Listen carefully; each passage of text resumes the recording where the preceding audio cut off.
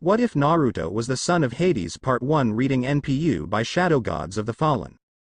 Chapter 1 I don't own the characters or the fics that are to be read, they belong to Uzumaki crossover. It was the time of the winter solstice and all the gods were gathered and it was the same argument they all had been arguing for who knows how long. Suddenly a group of people materialized in front of the gods. They were Percy, Annabeth, Talia, Nico, and Grover. Zeus as usual demanded in a booming voice, "What are you demigods doing here and who are you?" The demigods and satyr were confused. "Didn't you summon us, Lord Zeus?" asked Annabeth. Just as Zeus was about to reply, three old women appeared in front of everyone and they all recognized who the three were. They were the Fates and whenever they appeared either a death or something important would happen. Fate number 1 spoke first. "We called them, they are from several years in the future to read these book series, however you won't be reading about strictly your adventures but with another in your group." Fate number 2 spoke next. "You will be reading an interdimensional crossover version of the future. Well, the book will be reading itself and for certain events there will be a projection of what is happening." Finally Fate number 3 finished up the three-part talk. "What none of you know is that there are millions of different dimensions and more are created every day and quite often many dimensions intersect and create a whole new dimension." Naturally everyone, even Athena and Annabeth, were shocked at hearing what the Fates just said. To hear that they have different versions of themselves and possibly several thousand versions that would shock anybody. Also to hear that there are dimensions that they don't even know existed was a little disheartening, especially for the gods. Percy was able to summon up his courage to ask why they were being told to read these books if it wasn't about their dimension.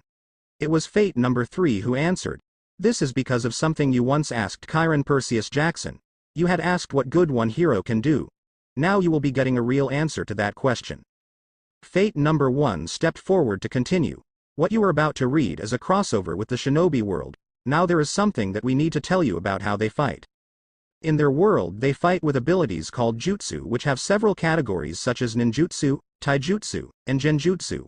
We will no be telling you what they involve, you will find out when you read, however you will be given some history knowledge."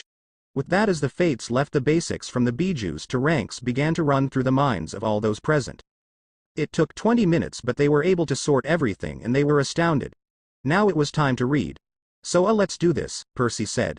So while the demigods sat down on an elongated couch that facing the gods, it was going to the right Percy, Annabeth, Talia, Nico, finally Grover. Now the book shimmered and stisted out loud the title Naruto Prince of the Underworld. The title of the book definitely raised eyebrows but found themselves unable to say anything about it, but definitely thought that it was about another son of Hades. Chapter 1 A Whole New World. Two teenage boys were facing off in a place called the Valley of the End. This place was the final battle site of the first Hokage, the founder of Konoha, and Madara Uchiha, leader of the Uchiha clan. The two boys were Naruto Uzumaki, who was in his one-tailed form, and Sasuke Uchiha, who was in his Curse Seal level 2 form. Both boys were using malevolent powers, but for a purpose. "Wait, what kind of power?" shouted everyone. Sasuke Uchiha was using his power to gain a greater power and finally avenge his family by killing his older brother, Itachi Uchiha. That one man, in one night, literally obliterated the clan. Everyone's eyes widened at the fact that this boy's older brother had murdered his clan. He was going to kill Naruto to gain the ultimate power of his clan's power, the Mangekyo Sharingan. To gain the twisted power of the Sharingan, one has to lose something very precious to them. Okay, now everyone thought that both brothers were completely sick. Naruto, however, was using the dark power sealed within him to bring back his best friend to the village, back to Sakura Haruno. She was the girl he loved, but she loved Sasuke for some reason. He would bring back the last Uchiha for her. He would even use Kyuubi, the nine-tailed fox, the bane of his existence, to bring him back. What the hell, for you see, Naruto was supposed to be seen as a hero for keeping the evil fox at bay. But he is seen as the Kyuubi itself, and so, he is hated by all but the younger generation. Naruto saw Sasuke as his brother, because while he was at the bottom of the ninja class and an orphan, Sasuke was at the top and the Uchiha was the first person of the younger generation to accept him. So, he would bring him back no matter what. "I am not going back, Naruto. That place is only holding me back. I need to get enough power to beat him," Sasuke said as he flapped his giant hand like wings, while activating his best jutsu, the Chidori, a weaker version of the lightning blade. It was also black because of the evil chakra he was using. He really sounds disgusting, cried Aphrodite. For once everyone agreed, 2 hand-like wings out of the back is disgusting. It wasn't the having wings that was disgusting, but these wings were hand-like. I will take you back no matter what, even if I got to break every bone in your body. Naruto yelled as the tail of the fox cloak swished behind him. He brought his hand to the side and a ball of energy swirled onto it. The Rasengan, normally blue thanks to human chakra, was now purple because of the mixing of human and demonic energies. The two were at the bottom of a waterfall that had the statues of the two who once battled here. Sasuke was at Madara's feet while Naruto was the first Hokage's feet. With an unspoken word, the two flung into the air at each other, their attacks colliding. The demigods were a little anxious for Naruto. They could tell that Naruto had to hold back if he was to bring this Sasuke back to their home in their world. That would put him at a disadvantage against someone trying to kill. Chidori. Rasengan. The energies combined around the two 13-year-old boys, creating a large sphere of purple energy around them. Then there was a flash of light, as if there was an explosion of pure power, and now Naruto was knocked out on the ground while Sasuke was standing above the boy. I am still better than you, Sasuke said as he walked away in the nearby forest. He would not kill Naruto, because then he would be just like Itachi. That was a matter of opinion to the demigods. However, something didn't feel right to Athena and Annabeth. They were wondering why did Itachi kill his clan. For some reason they both could tell there was something bigger in play. A few minutes, the rain began to pour down. The seal that held the evil Kyuubi glowed brightly through Naruto's clothes on his stomach. Then in another flash of light, the one who sealed that terrible beast inside Naruto appeared next to the blonde-haired ninja, the fourth Hokage himself. The two looked almost alike, except for the whisker marks on Naruto's cheeks. The fourth looked at Naruto sadly and said, I'm sorry my son, I should have never sealed Kyuubi into you. I should have just let the village be destroyed by the beast. The fourth Hokage then got down to his knees and put a hand on Naruto's seal, and slowly a ball of crimson-red energy with the seal surrounding it came out. It is time I take you to your true home, he said after he pocketed the ball of energy and held up Naruto's unconscious body, bridal style. That is when Kakashi, Naruto's sensei and the fourth's old student, came on the scene. The Jonin's lone eye widened to that of a dish plate. Sensei? Minato sensei? Oh hello Kakashi. Minato said as he leveled a glare at the one-eyed man. Sorry to say but I am not truly here. When I sealed the Kyuubi into Naruto, I sealed part of my soul as well. Oh, and just so you know, I saw everything. This one statement made the Jonin pale and start sweating. For some reason I don't like where this is going, said Hades in his mind as he had figured out that this Naruto was his son, and because of how he was reacting it could mean that his son had not had a very pleasant childhood. I saw how the villagers ignored Naruto when he was just a child. They overpriced everything he bought. The academy held him back not for being stupid. What? Yelled everyone. Athena, who was very repulsed at a school doing their very best to hold back children from gaining all the knowledge they could, while the demigods were furious that one of their own was the target of an entire village, and for Hades you could literally see his eyes alight. They caused that, but because of the fact that they hated Naruto. No one gave him a chance, and when he got onto your team, you turned your back on him and the girl to train only the Uchiha. That made the demigods even more angry than before. To only train one student and just forget about the rest of a teacher's students was repulsive, even if there were demigods that were more powerful than others each got equal training time. You are just like the villager. At least the third Hokage helped him when he could without that damn council interfering. That saying, those who don't follow the rules are trash, but those who don't help their comrades are worse than trash, does not apply to you. You are such a hypocrite, and a failure in my eyes. Minato growled out as he walked to a black portal. I hope you are proud of yourself. Sensei, wait. Came the shaky voice of Kakashi. Are you going to say sorry? Don't bother, it won't change a thing. Minato said as he adjusted his hold on Naruto and brought a hand into the air. Come.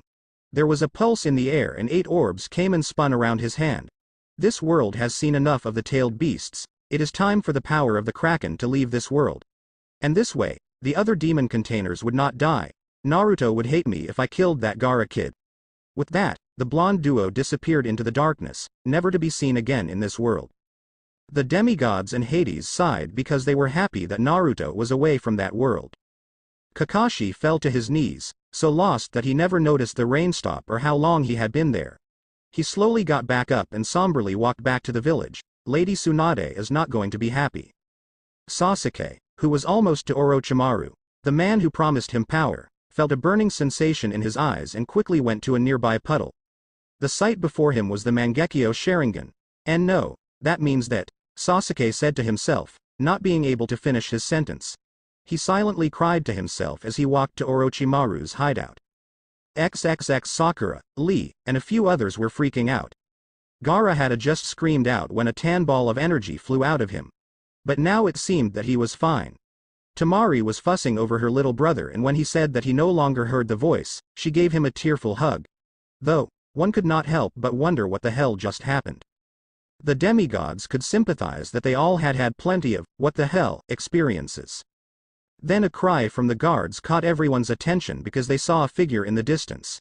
Taking a closer look, Tsunade saw that it was Kakashi. When the scarecrow-haired man finally made it to the gates, he fell to his knees with a broken and defeated look on his face. This did not bode well. Kakashi-sensei, what happened? Sakura hesitantly asked. They are both gone. Sasuke left the battle site, leaving Naruto to die. Only, what I got there, Naruto was unconscious but not alone. Kakashi droned out, giving the now present Jiraiya a sad look. My sensei was there as well. He said that he saw everything and that he should have just let the village be destroyed by the Kyuubi. Then he called out to the tailed beasts and they obviously came and he took them and Naruto, to the underworld I would guess. Kakashi said while the younger generation gasped while Tsunade and Jiraiya looked away in shame. Sakura noticed this and asked. Sensei, who was your sensei? She asked with tears forming in her eyes over her lost teammates. Jiraiya was the one to answer her question. The fourth Hokage and Naruto's father. There was absolute silence at this statement. The ninja and the villagers who had arrived at the gates to welcome back the Uchiha all stared in shock at the Toad Sage before everyone let out a panicked, "What?" that consumed the village.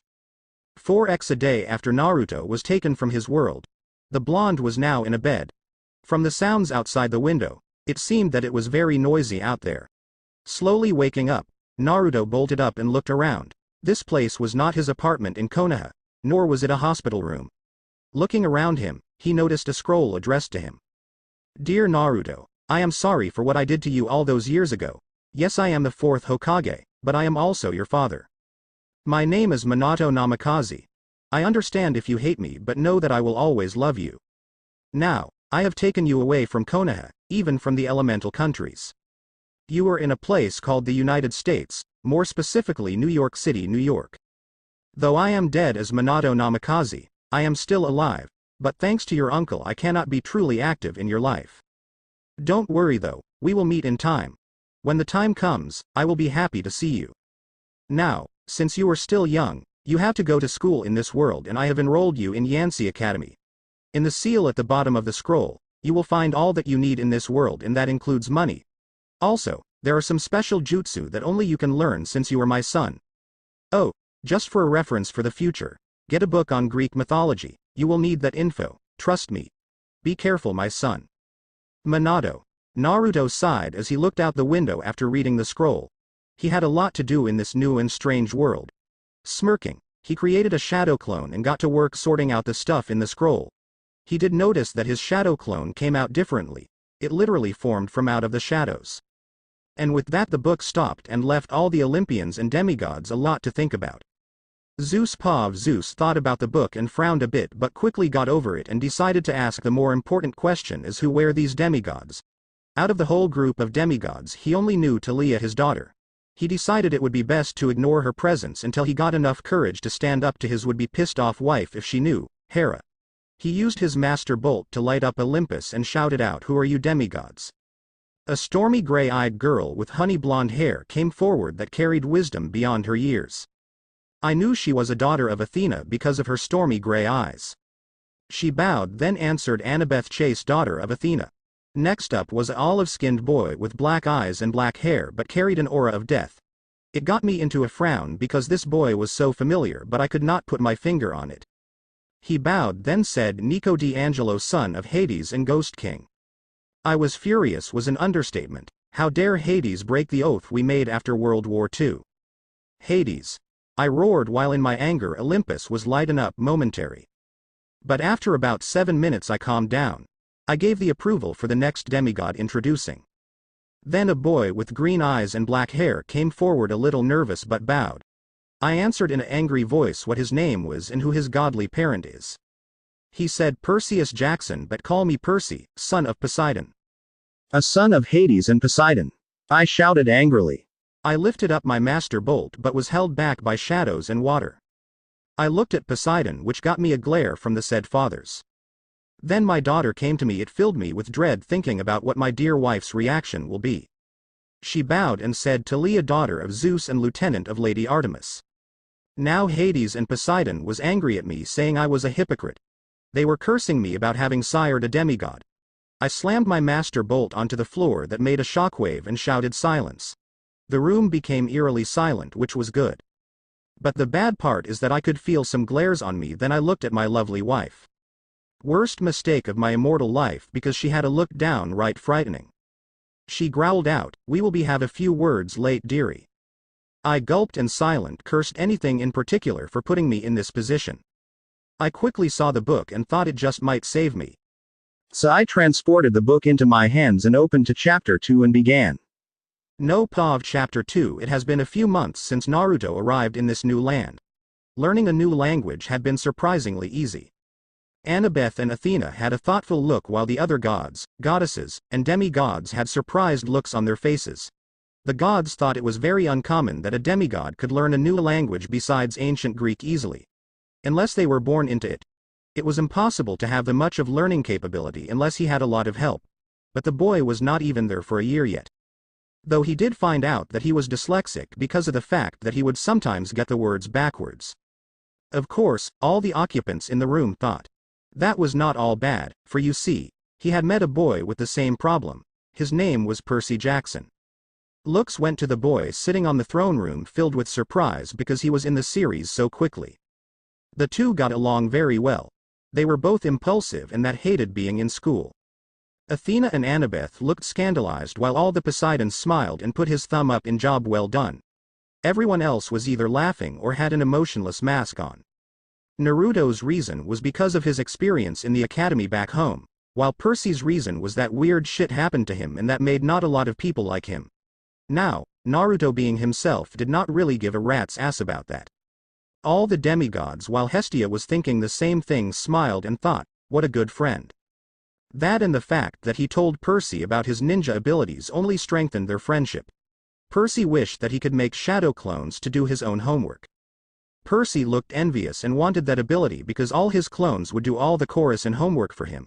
So did Annabeth, with totally different reasons, of course. Then through that friendship came another. Through Percy, he had met Grover Underwood. G-Man, shouted Percy. The boy was a cripple because he was always seen with crutches.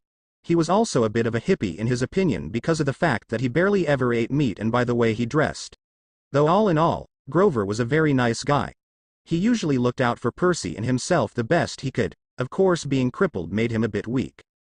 Now, however, our trio was on a bus to the Metropolitan Museum of Art. They were taking a trip to learn about Greek mythology, not that Naruto needed it since he knew a lot already. Athena and Annabeth wanted to know more about the elemental nations. Sitting in his seat, Naruto saw what Percy was wearing for today. With his dark hair, he wore an orangish shirt, blue jeans, and some black shoes. Grover, who was sitting right next to Percy, had his usual crutches, a yellow shirt and some oversized pants on that hid his shoes. Naruto was the oddball of the group. Compared to his old clothes, he wore a pair of black DC shoes, some ripped jeans, and a black shirt on that had a picture of a skull with blue flames licking the teeth while a bluish-silver Chinese dragon broke through the top of the skull. Aphrodite thought his choice of clothing was good and drifted in thought. While the males in the room thought the design on the shirt was good. He was getting annoying like Percy at the moment because Nancy Bobofit was throwing wads of her peanut butter and jelly at Grover, who was acting like nothing was happening to him for their sake. Sure, if Percy did anything to stop her he would be expelled for something stupid. The kid was already on probation because of the odd shit that happened to him but he could not help it. Naruto, however, was not and he could do anything within reason. He smirked in anticipation. I am going to kill her. Naruto heard Percy mumble. It is okay. I like peanut butter. Grover commented as he had to dodge piece of Nancy's lunch. Hey G-man, do you really like peanut butter? Asked Percy. It's okay, Percy, but not my favorite things to eat. That's it. Percy growled out as he started to get up, but Grover kept him down. That is when Percy saw the look in Naruto's eyes and smirked. You're already on probation. Grover reminded Percy. You know who'll get blamed if anything happens. Percy smirked and said, only if I am the one doing it. That statement made Grover suddenly look at Naruto, and he was about to warn his other friend in the seat next to them, but he never got the chance to because at that moment, Nancy threw another piece of her lunch at Grover. Naruto, who had been fiddling with a paper football, immediately threw the paper projectile at the wad, and it caught the piece of sandwich and kept on traveling to the window where it struck through a bit. Ms. Boba Fett, Star Wars, Percy and Nico shouted while Talia and Annabeth's sweat dropped. Naruto started with an annoyed smirk as he made fun of the girl's last name. Please stop that. Why the hell you care, Uzumaki? You too cool for those two losers, so why bother helping them? The redhead questioned. Skeel, she has a crush on Naruto that is so cute, but Naruto doesn't. Because they are better people than you are. Naruto said with a glare that sent chills down the girl's spine. Now please stop, or next time, the paper football will be in you and not the window. Aphrodite thought, I wonder what he looks when he is older, hopeful he is handsome. Maybe this book will entertain me if it has romances. Like Naruto and a hunter or even a harem. While the other gods and goddesses thought yup, sounds like something Hades would do. Nancy took another look at window to see part of the paper was outside and paled. She quickly nodded her head. Good girl. Naruto said, making a lot of the students around them laugh, included Percy and Grover. 4x Mr. Brunner led the museum tour. He rode up front in his wheelchair, leading the group through the big galley, past marble statues, and glass cases full of really old black and orange pottery. Naruto could not help but chuckle at the choice of colors. Naruto looked at Percy and saw the boy was blown away by the fact that this old stuff was in good condition. Well, seaweed brain, it is in a museum, whispered Annabeth. Percy had the decency to blush and stutter. Aphrodite smiled at them and thought, Perkabeth, hopeful I didn't change that. Dude, you mouth is hanging open. Percy's face went red as he closed his mouth. Naruto just laughed at his friend's expression. Sorry, it is just that this stuff is really old. Hey, well, when you have fanatics looking for this stuff, they find it and try and bring it back to the condition it was once in. Naruto said. Annabeth and Athena thought maybe a child of Athena married to the blonde's family. Percy looked at Naruto oddly before shaking his head. I keep forgetting that you are one of those fanatics. This made Annabeth and Athena guess more likely, but they could be wrong. Only when he gets claimed then they will know for sure. I mean, you read about all that Greek mythology all the time. The other occupants in the room looked at Athena or Annabeth because Naruto acted somewhat like a child of Athena. There is some pretty interesting stuff. Naruto shrugged as they walked with the group to where Mr. Brunner had stopped. Besides, Mr. Brunner is under the assumption that we should both know about it all. Percy just rolled his eyes. Easy for you to say, you're interested in it. I mean that class and math class is what you excel in. Athena and Annabeth smiled while Percy and Grover both thought, isn't that Mrs. Dodd's class? The others are mediocre, like me. Athena and Annabeth's smile disappeared but said nothing. Hey, touché. Naruto replied, knowing he had been had there. Percy usually tried his best, but thanks to his dyslexia and ADHD, he had a hard concentrating on much of anything at school. So the guy just didn't have much interest in them. Turning their attention to Mr. Brunner, they went quiet. Listen to the guy tell them about the ancient gods and other stuff like that. He had gathered them around a 13-foot-tall column with a big sphinx on the top, and the man started telling us how it was a grave marker, a steal, for a girl about our age. He told us about the carvings on the sides. Naruto noticed that Percy was actually paying attention, but the idiots around them would not shut up, and when Percy told them to be quiet, for some odd reason Ms. Dodds, the annoying substitute math teacher, would give the both of them the evil eye. Percy and Grover winced at the reminder of Mrs. Dodds while thinking, how did Naruto excel in that class? It was like she expected them to do something bad. That annoyed Naruto even further, and he was getting a bad vibe from her. The gods and goddesses all thought, how can he sense a monster? Her chakra was odd too, he would have to keep an eye out for her. Athena nodded her head approvingly at how Naruto was taking precautions. Grover noticed this as well and we both nodded to each other. This was someone they would keep an eye out for because when Percy told them that he thought she was not human, Grover gave him a very serious look like he already knew and agreed with him. Talia shouted at Grover saying you are going to blow your cover G's, they're probably going to get Naruto and Kelphead killed. Naruto just didn't like her because she was an old bitch. Wow, I wonder if he will say it to her face. Hopeful soon, thought Percy. Anyway, Mr. Brunner just kept on talking about Greek funeral art. When Nancy blabbed about a naked man on the steel, Naruto saw Percy snapped and practically yelled at her to shut up. Mr. Jackson. Busted, sang Annabeth and Talia. Came the voice of Mr. Brunner, did you have a comment? No sir. Percy replied, embarrassed by his outburst, which made Naruto shake his head.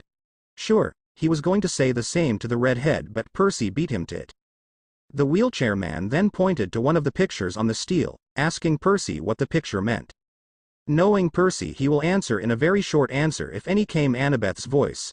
Percy looked at Annabeth in surprise but Annabeth's response was to just stuck out her tongue at him. Everyone laughed at Percy's red face. That's Kronos eating his kids, right? Yes, Mr. Brunner said, looking not that satisfied. And can you tell me why? Seeing Percy have a hard time answer that question, Naruto decided to intervene. Told you seaweed brain, joked Annabeth. The psycho ate his kid because there was some prophecy telling him that his kids were going to take over one day like he did. That is the circle of live for you brought, said Ares. Naruto explained, getting a sigh of relief from Percy. He Titan Lord went and got his panties in a bunch and ate his kids because of that, but all he really did was set the prophecy in motion and screwed himself over because his wife hid her last born, Zeus. See Mother Rhea like me best, shouted out Zeus. Everyone just sighed and tried to ignore Zeus rambling. Hades and Poseidon whispered to each other saying something close to Mama Boy. And gave the guy a rock to eat. Talk about a real rockhead. Zeus growled and shouted out, stupid ingrat, then pouted like a 4-year-old. While everyone else laughed loudly at Zeus' expense. Naruto joked, which made a lot of people laugh, including Mr. Brunner. Anyway, when Zeus was all grown up he tricked his dad into barfing up his brothers and sisters and well, the war between Titans and God came to be and the gods won. Ew. One of the girls commented on the barfing part. You didn't even know what father's stomach looked or smelled like, stupid mortal, shouted out all the elder gods and goddesses. Of course, in my opinion, I find it odd that even if the gods were immortal, that they survived in Rockhead's stomach all those years. Hey, look at me little brother, I am still alive and covered in stomach acid, let's hug. Naruto joked, making people snicker. Zeus snickered while his brothers and sisters silently glared at him. Behind the two everyone heard Nancy Bobofit mumble, like we're going to use this in real life. Like it's going to say on our job applications, please explain why Kronos ate his kids. Athena said it might not be on a job application but a test or quiz certainly. And why, Mr. Jackson, Mr. Uzumaki? Mr. Brunner said, to paraphrase Miss Bobofit's excellent question, does this matter in real life? Busted. Grover muttered, shut up. Nancy barked at Grover, her face going redder than her hair. I don't know. Percy shrugged, a little relieved that Nancy was picked as well. Ya got me. Naruto said, maybe if we go to Greece we need to know this stuff. I see. Mr. Brunner said, a bit disappointed. Well, half credit to you both. Zeus did indeed feed Kronos a mixture of mustard and wine. The elder gods and goddesses that were trapped in his stomach winced at the memory. Which made him disgorge his other 5 children, who of course, being immortal gods, had been living and growing up completely undigested in the Titan's stomach. Worst time of my life, shouted Demeter and Hades. They looked at each other then glared at one another. Then they looked away and huffing while muttering. The gods defeated their father, sliced him to pieces with his own scythe. That must be painful, whispered Percy. Annabeth sighed and said, really, seaweed brain, getting hit with a scythe hurts, I didn't know that. Well, sorry wise girl, shouted Percy. Annabeth had a light red dusting on her cheeks. When suddenly all the occupants heard a high-pitched squealing sound coming from the love goddess. After Apollo healed every one of their deaf ears they began. And scattered his remains in Tartarus, the darkest part of the underworld. On that happy note, it's time for lunch. Mrs. Dodds, would you lead us back outside? The class drifted off. The girls holding their stomachs, the guys rough-housing like normal and acting like morons. When aren't males morons, hissed out Artemis. Everyone looked at her and sighed, same old Artemis. Grover, Percy, and Naruto were about to follow when Mr. Brunner said, "Mr. Jackson, Mr. Uzumaki." They told Grover to keep one going while they handled whatever Wheels was going to say to them. "Sir?" Mr. Brunner had this look, like he knew a lot more than he let on and that had seen too much. "You two must learn the answer to my question. About the Titans?" Percy asked. "About real life. And how your studies apply to it." "Oh." The boys mumbled, though Naruto had the sinking feeling that the man was talking about both things. Athena beamed and hoped she was related to the blonde, while Annabeth was hoping for the same thing. "What you boys learn from me," he started, "is vitally important. I expect you to treat it as such. I will only accept the best from both of you, Percy Jackson, Naruto Uzumaki." This made both of the boys a bit angry at the man. Sure, he was cool in class when he set up those tournament days, but the man was pushing the two of them a bit hard. Percy mumbled something about trying harder while Naruto just nodded his head as they left to go eat. Naruto noticed that Mr. Brunner gave a long sad look at the steel. It was odd to say the least. Hey, maybe the guy knew the girl, not likely. 4x the class gathered on the front steps of the museum, where they could watch the foot traffic along Fifth Avenue. The boys noticed that storm clouds were brewing. "So Zeus is having a tantrum again," said Poseidon.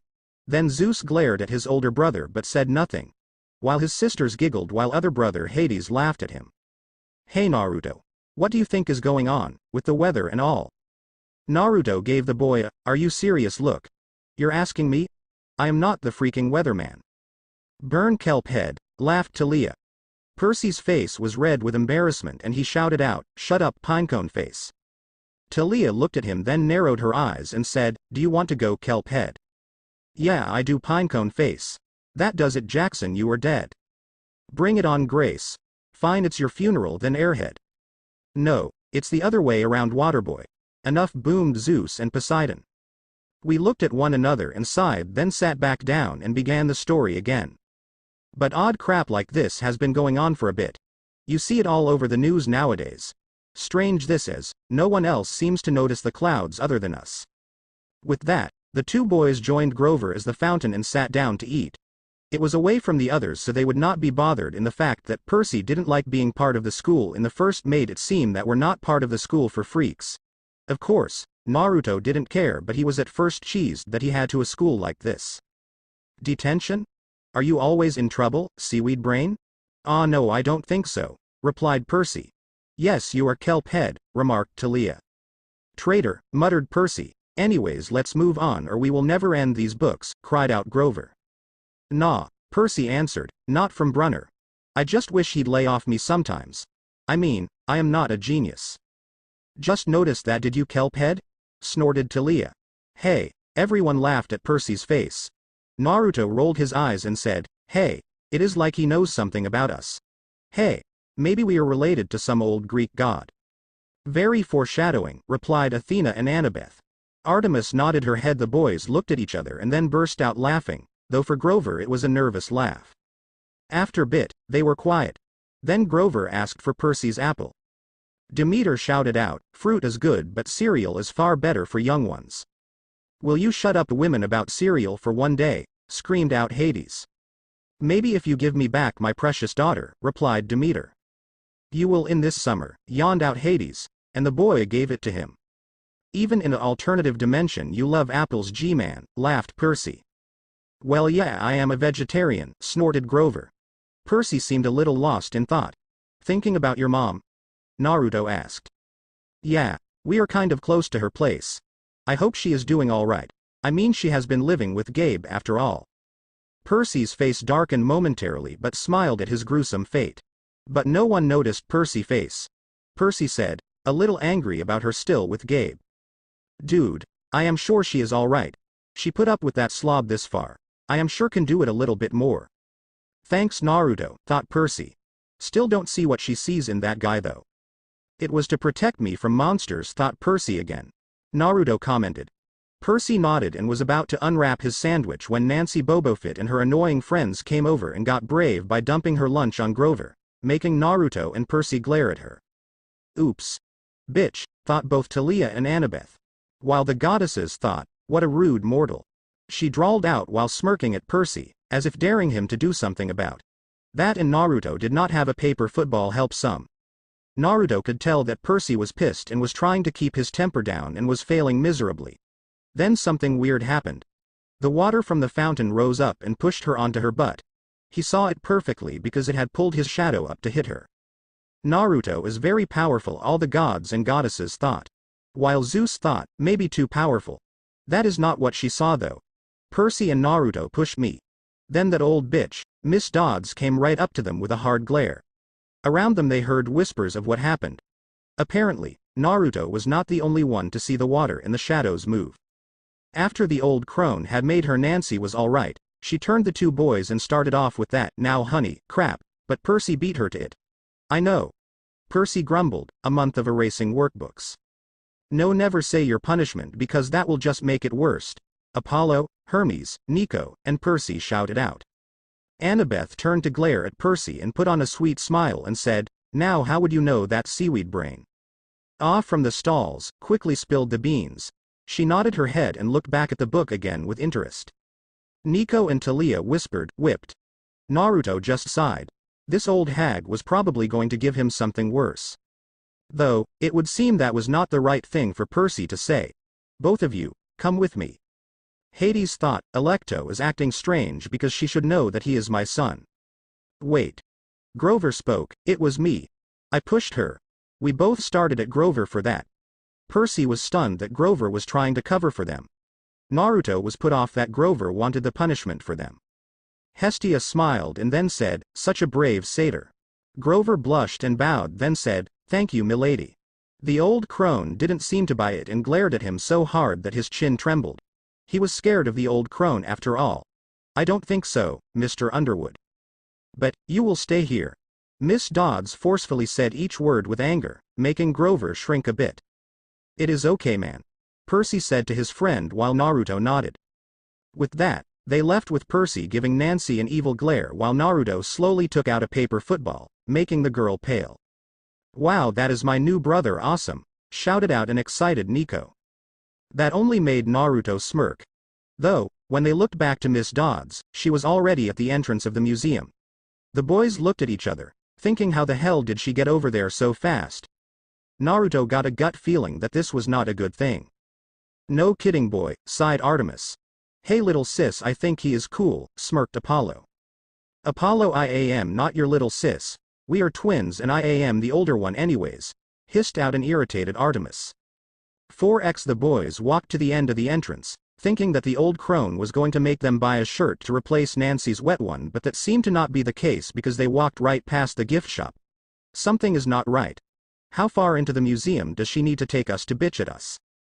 No, to mostly likely kill you slowly and painful, boomed Zeus.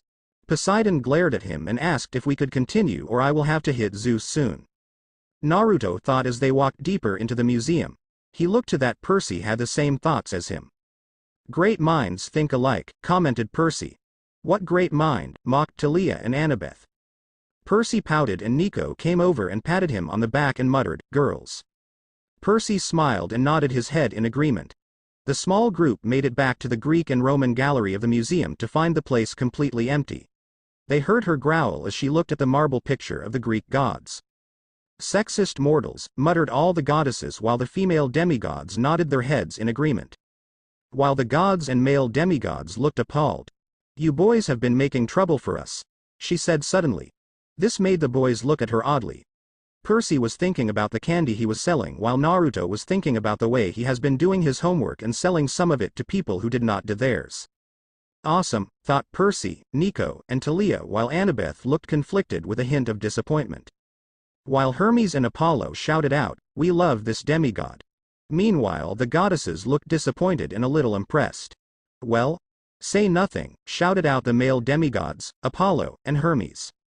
I am not sure what you are talking about, Naruto replied. Yes, play the stupid card and deny everything, shouted out Nico and Percy. Ma'am, I don't, Percy started but the old crone didn't let him finish. Your time is up, she hissed ominously. Well, that was fast, everyone thought. Then the weirdness came. Her eyes began to glow like barbecue coals. Her fingers stretched into talons. Her jacket melted into large, leathery wings. She was not human, that was for sure. She was pretty much an old bitch with bat wings and claws and a mouth full of yellow fangs, and it seemed that she was the boys as her next meal. Wow, never had that description of the Furies like that before, thought Hades. Please tell me you see that too. Naruto whispered to Percy to fearfully nodded. No, you guys are just imagining it, said Talia. Good, then I am not going insane. Or are you? Asked Talia in a serious voice. That is when things got even weirder, because Mr. Brunner, who had been reading a book at the entrance, was at the entrance of the gallery with a pen and some guitar keychains in his hands. Keychains? Questioned Percy. What ho, boys? The man yelled to them as he threw the items at them. That was when the old crone lunged at Percy. Naruto, thinking fast, made a seal appear on his pants and kunai holster appeared. He then took out 2 of the black knives and threw them at whatever Miss Dodds had turned into. Get away from my friend, you psycho hag. Apollo and Hermes made a sign that said, Go Naruto go. While all the other occupations in the room just sighed and shook their heads.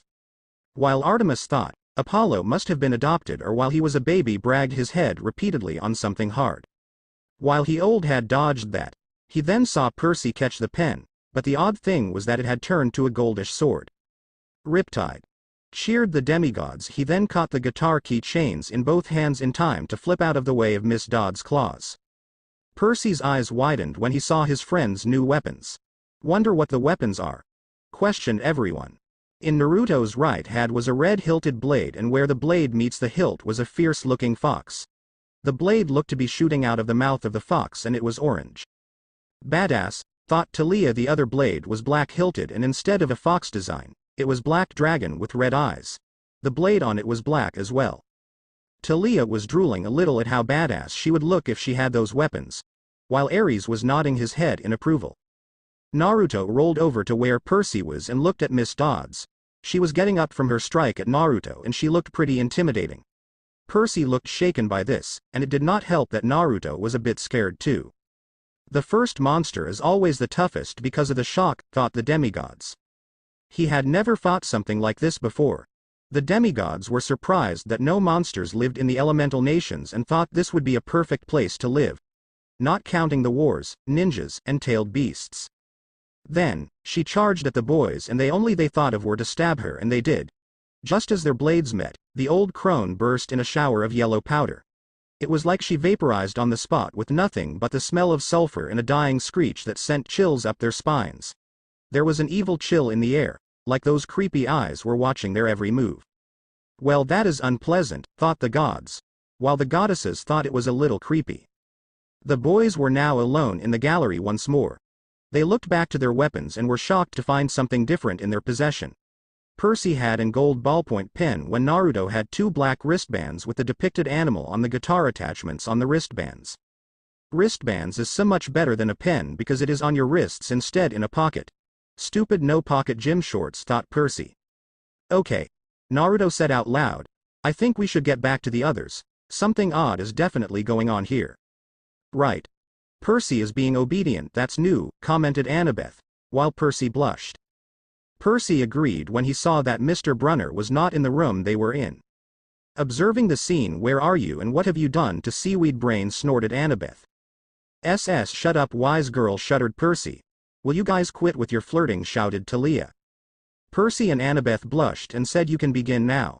While Aphrodite was squealing, but after 5 minutes they finally began. Back outside, it had started raining. Grover was using his museum map as a tent to keep himself from getting too wet, while Nancy was still wet from earlier. She looked to them and smirked. I hope Mrs. Kerr whipped your butts. Who? Percy let out. Our teacher, duh. The boys blinked, asking who that was, but all she did was walk away. They asked Grover where the old crone was, but he just gave them an odd look and asked, who? But he did pause first before saying it, like he knew something was going on. Grover, you are blowing, you cover, never ever hesitate, shouted out Talia and Hermes. Not funny, man. Percy said, this is serious. He didn't answer as thunder boomed overhead.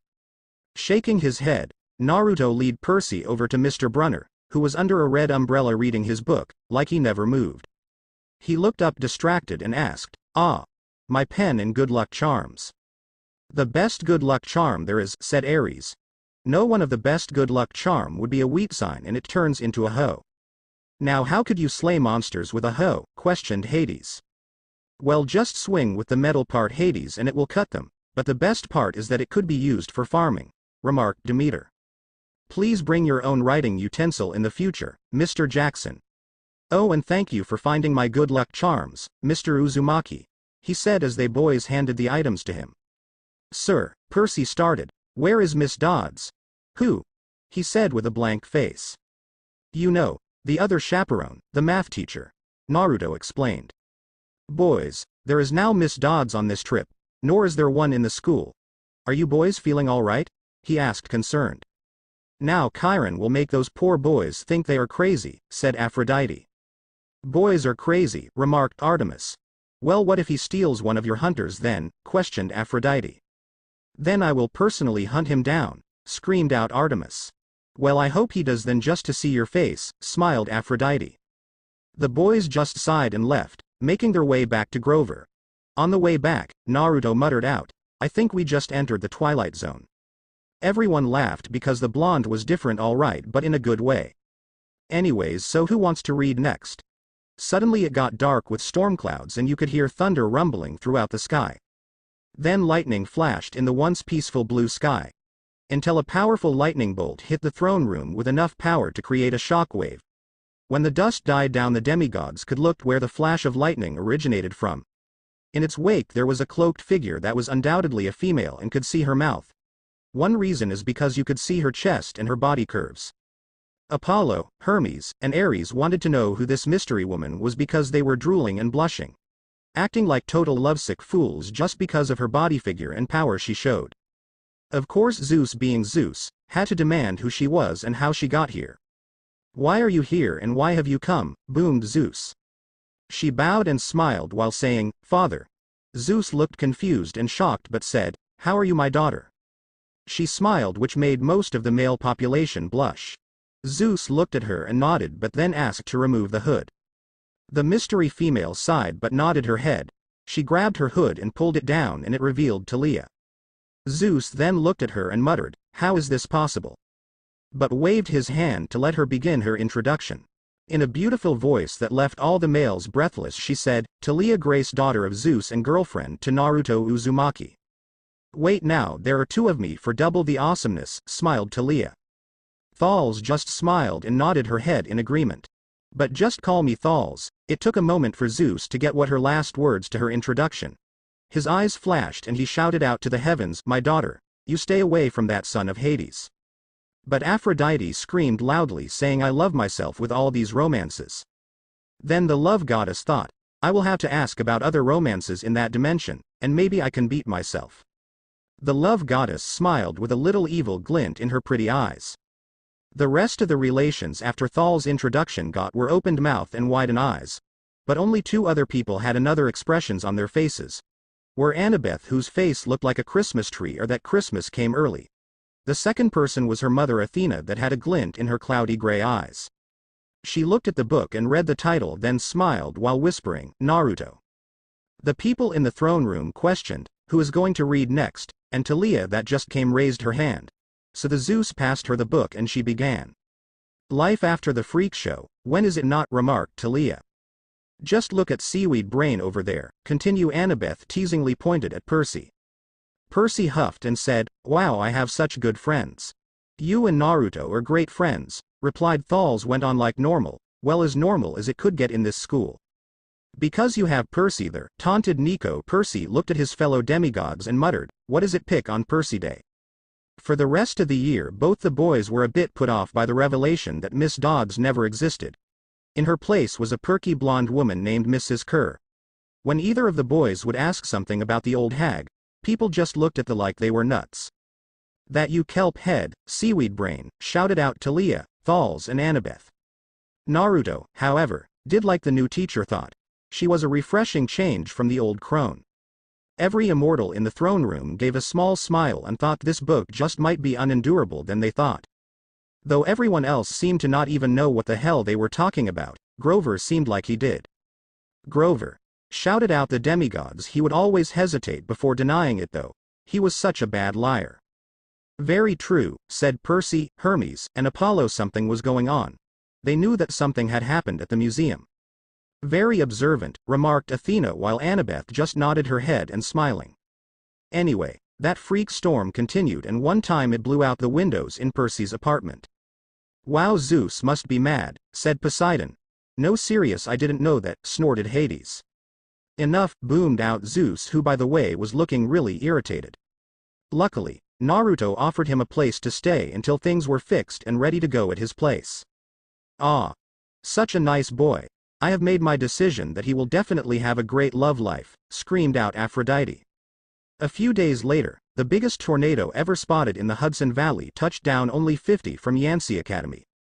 Now Zeus, you know you can't endanger millions of people with your petty tantrums, spat out Hera, still a little resentful for the fact Zeus cheated on her. In at least 2 dimensions and 2 times with the same woman. Yes dear, Zeus said in a fearful voice which was scary in itself. Luckily they didn't get hurt. That's good. Everyone thought Percy started feeling cranky and irritable most of the time. His grades slipped from D's to F's. Perseus Jackson, how dare you, screamed out Annabeth. What was his reaction? Trying to find anything to hiding behind anywhere that Annabeth couldn't see him. But it was too late for that because she stormed over to him and demanded never to have failing grades like that ever again. Everyone besides the two thought, poor Percy, especially Zeus, because he knows what is on the receiving end of a woman's fury. He got into more fights with Nancy Bobofit and her friends. Way to go, punk, shouted out Ares. Everyone else sighed but said nothing. He was sent out into the hallway in almost every class. Naruto was in some of his class. He was feeling the same way. He stayed under control most of the time. I wonder what would happen if he lost complete control, thought everyone in the throne room. Something odd was going on and they were somehow affected, and it was getting really annoying. Though when Percy got in trouble for calling their English teacher an old sot, whatever that meant, the school sent a letter his mom. Sally. Trailed off Poseidon telling her that Percy would not be allowed back next year. The boy's mood lifted. Is the punk homesick and a mama's boy? You are such a weakling, mocked Ares. Percy was biting his tongue but was going to shout at the god of war, but a voice beat him to the punch. Ares, do not mock the boy. Unlike you, he actually cares about his mother, unlike a certain someone. Howled Hera while glaring at him and to see if he would oppose her. He didn't. Percy and the other demigods stored this information not to mock the relationship of mother to child ever if Hera was in hearing distance. But just a little bit.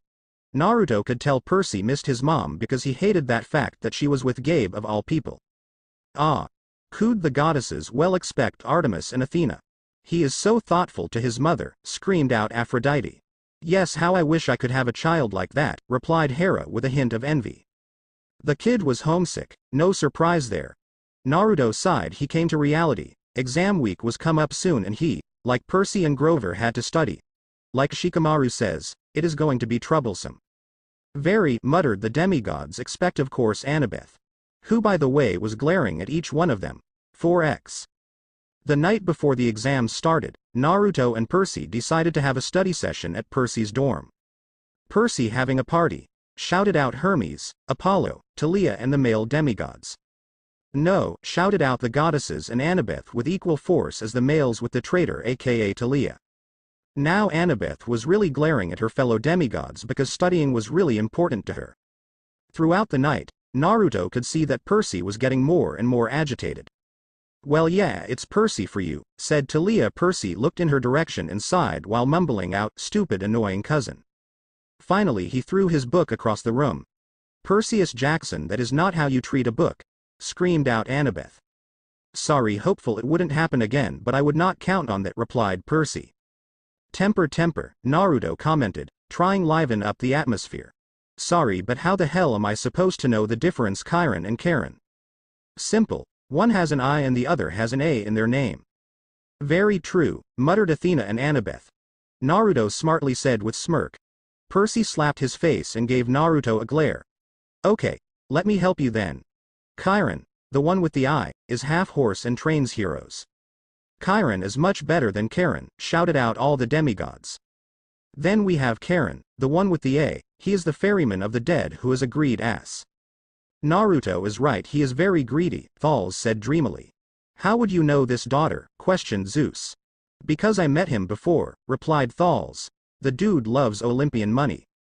Very true, said Hades, is that how you remember everything?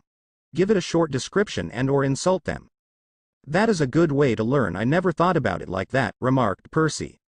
You would be a natural because you love to insult stuff, spoke Nico and Talia. Percy asked while trying to hide a smirk. Hey, easier for me to remember stuff like that.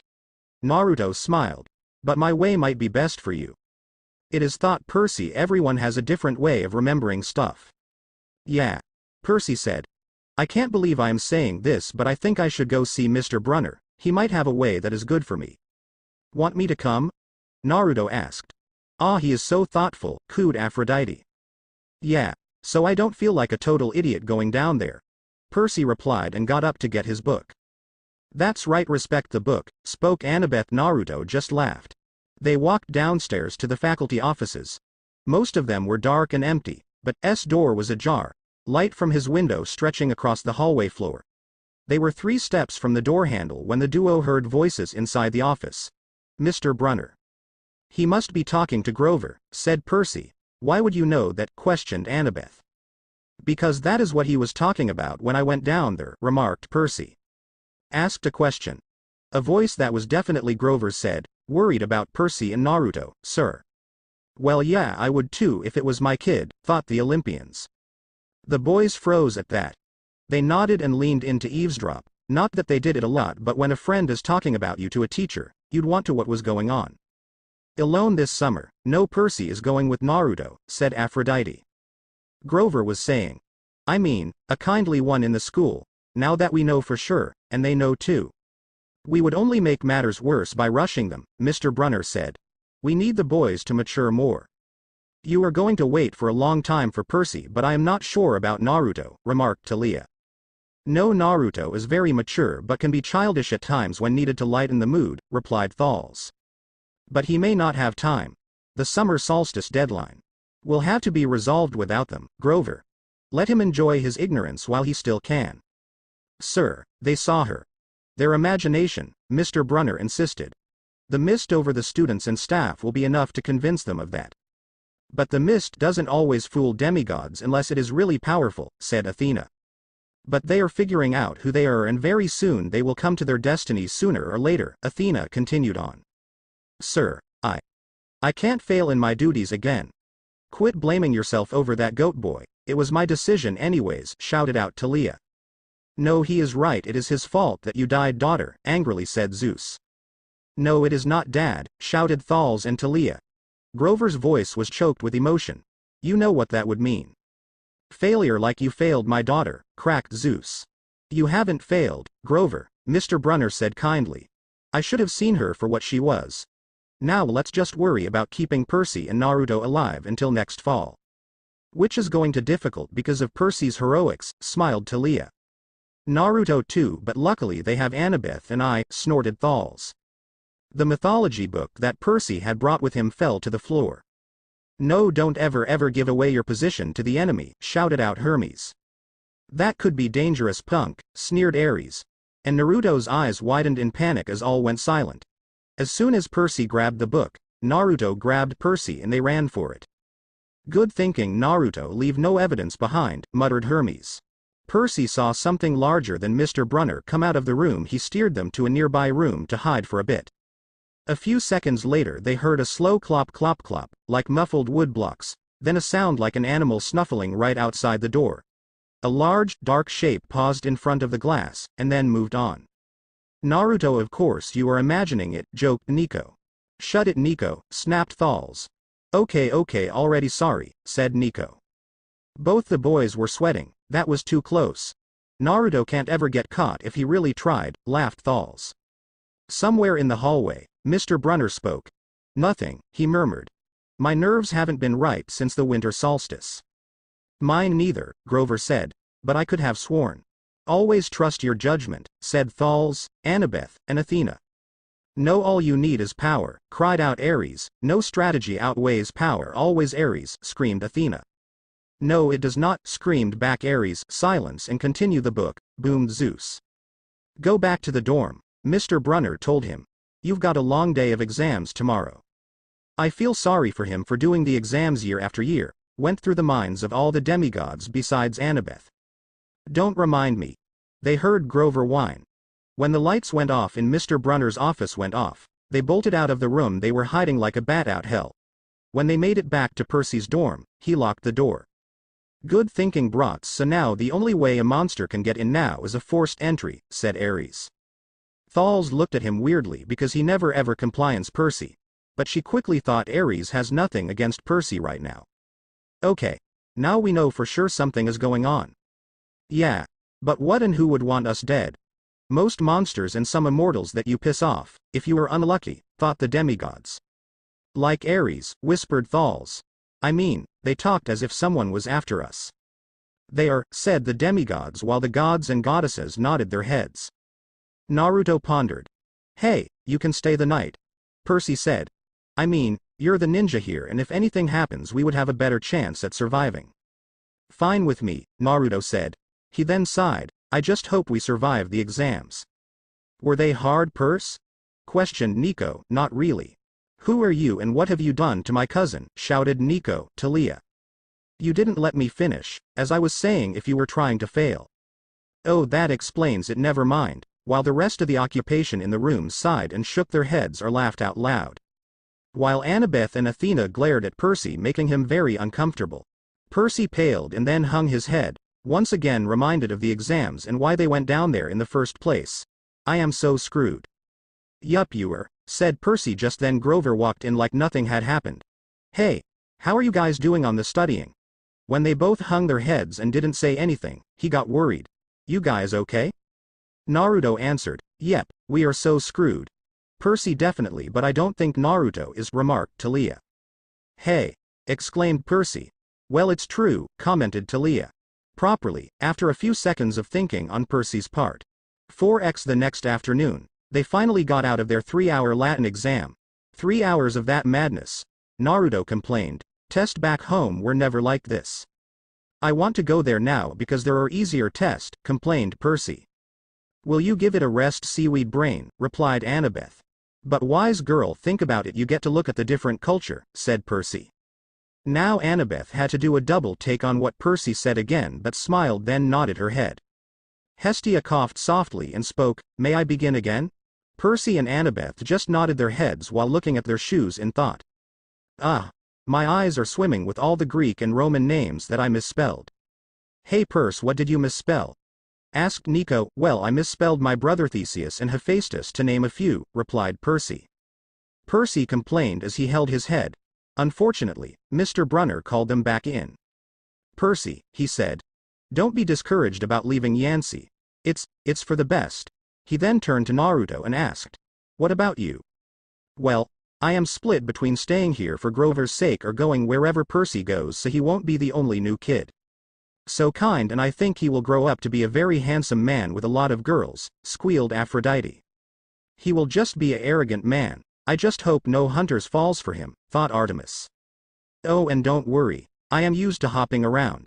Mostly hopping dimensions, but you don't need to know that. When they were talking, Percy was getting annoyed by the Nancy Bobofit who, like some others, was still taking the test. I see. Mr. Brunner commented. I guess this place is not the right place for you boys then. It's only a matter of time. Wow, Chiron, give my boyfriend a lasting impression, growled out Thalls. Daughter, you must find a different romantic interest, boomed Zeus. Thalls just rolled her eyes and tried to ignore her father. Thalls then said, can we please get back to the book because the sooner we are done the sooner I can see my boyfriend. Zeus looked infuriated because he was ignored and decided to talk to his daughter later. Naruto glanced at Percy sadly to see that Percy was upset. I mean, his favorite teacher at this dump of a school and in front of a whole freaking class, was telling him that he couldn't handle it here. Chiron really needs to work on his pre-talks, muttered Percy remembering that day. Yeah, he does, said Annabeth, Thalls and Talia. This made Naruto pissed off. One thing you should know, never piss off Naruto unless you have a death wish, smiled Thalls. Percy was his best friend in this land after all. No, Mr. Brunner said. Oh, Confound it all. What I'm trying to say. You're not normal, Percy, and neither are you Naruto. Well, he is my boyfriend, said Thalz. I will not get used to you having a boyfriend, Thalz, said Annabeth. Well, you should get used to it because it is going to be mentioned a lot in those books, I think, grinned Thalz. That's nothing to be. Thanks, I blurted. Thanks a lot, sir, for reminding me. Percy, he called out, but Percy was already out the door. Naruto looked from the door to Mr. Brunner and scowled. Way to choose your words, Mr. Brunner, Naruto said as he left to chase after his friend. He is such a loyal friend, whispered Hestia. The goddesses just nodded their heads in agreement. 4x on the last day of the term, Naruto watched as Percy shoved his clothes into his suitcase. They listened to the other guys brag about where they were going this summer. Pigs just like Apollo, snarled out Artemis. Apollo put on a fake smile and shouted out, little sis. She is definitely won't like what happens to Zoe, thought Thalz. Those idiots may be juvenile delinquents, but they were also rich juvenile delinquents. One of them asked Percy and Naruto where they were going. My home in the city for the summer, Percy replied.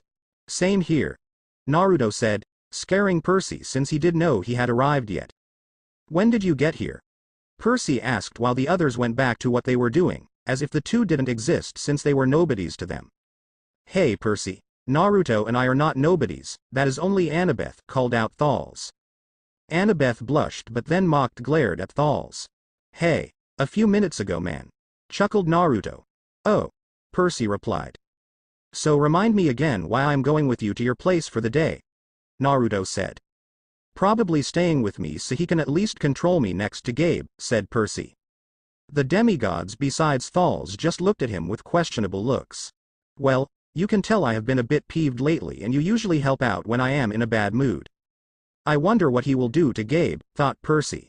So, I guess I need you to keep me in check because Gabe is going to really piss me off. He will unfortunately, drawn out Percy. Annabeth looked at Percy with a hint of concern in her storm gray eyes. Noted. Naruto commented, and then his eyes lit up. You know, I live right in the middle. You know, from your apartment to the school. I just noticed that. Hey Thalz, do I still play Mythomagic cards? Questioned Nico. Yes, Death Breath, you do with your sister, said Thalz. Wait, I have a sister, exclaimed Nico. You will have to wait and see, called back Thalz. Nico pouted but nodded his head. Good. Then you can come over more often. Percy mumbled as they left the school dorms to get on a bus, though he was wondering how Naruto got from his home to school in time for class. Must be a ninja thing. I want to know how he does it, screamed out Athena and Annabeth. When is the next fighting scene coming up because this is boring, grinned Ares. Enough talking for now. Zeus raised his master bolt in the air and then slammed his bolt onto the floor, making Olympus shake a little. 4x both boys were dreading how they were going to say goodbye to Grover, but luckily for them, he was on the bus they were on. The whole bus ride, they saw that Grover was very fidgety, like he was expecting something to come out the works to come after him or us. Grover, whatever you do, don't blow your cover, cheered the demigods in the room. He was like this every time they left the school campus, odd. Though Percy was getting annoyed by it and he blurted out, looking for kindly ones. Naruto smacked his head while Grover nearly jumped out of his seat. Hey Percy, how far did he jump? Questioned Nico. I would say a good foot, replied Percy. Wah. What do you mean?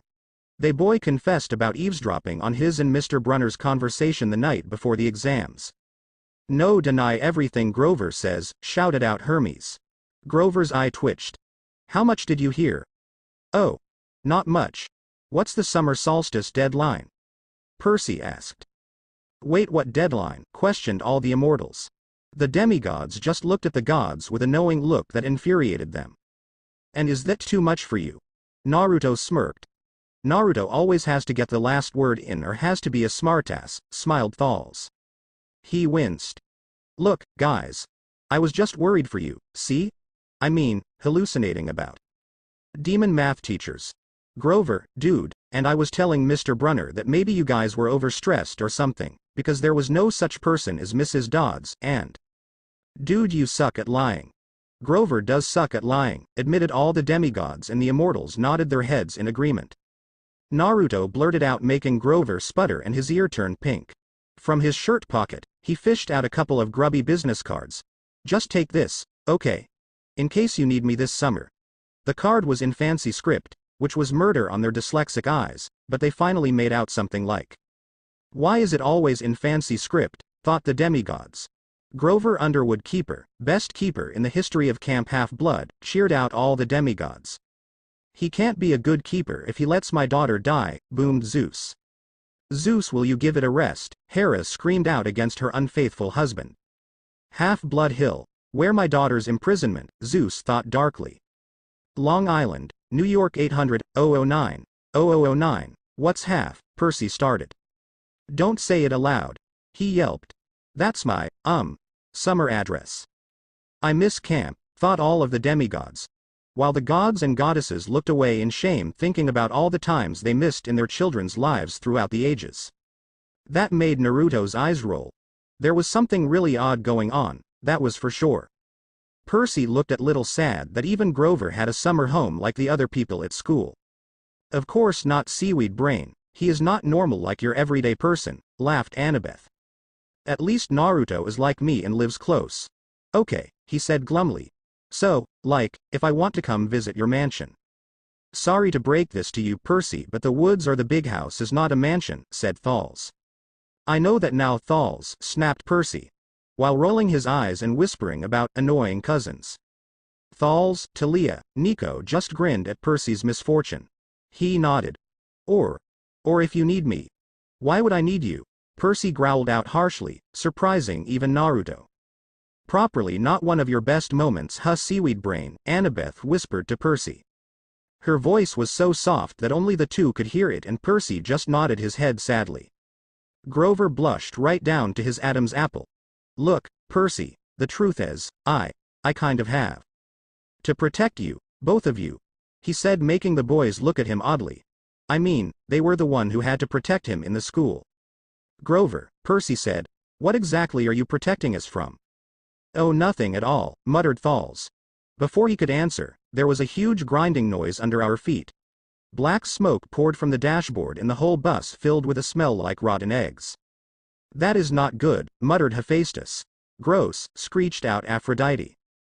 When will there be action, because this book is starting to be boring, screamed Ares. Shut up, Ares, so we can learn more about this book and what happens, shouted out Athena. The driver cursed and limped the Greyhound bus over to the side of the highway.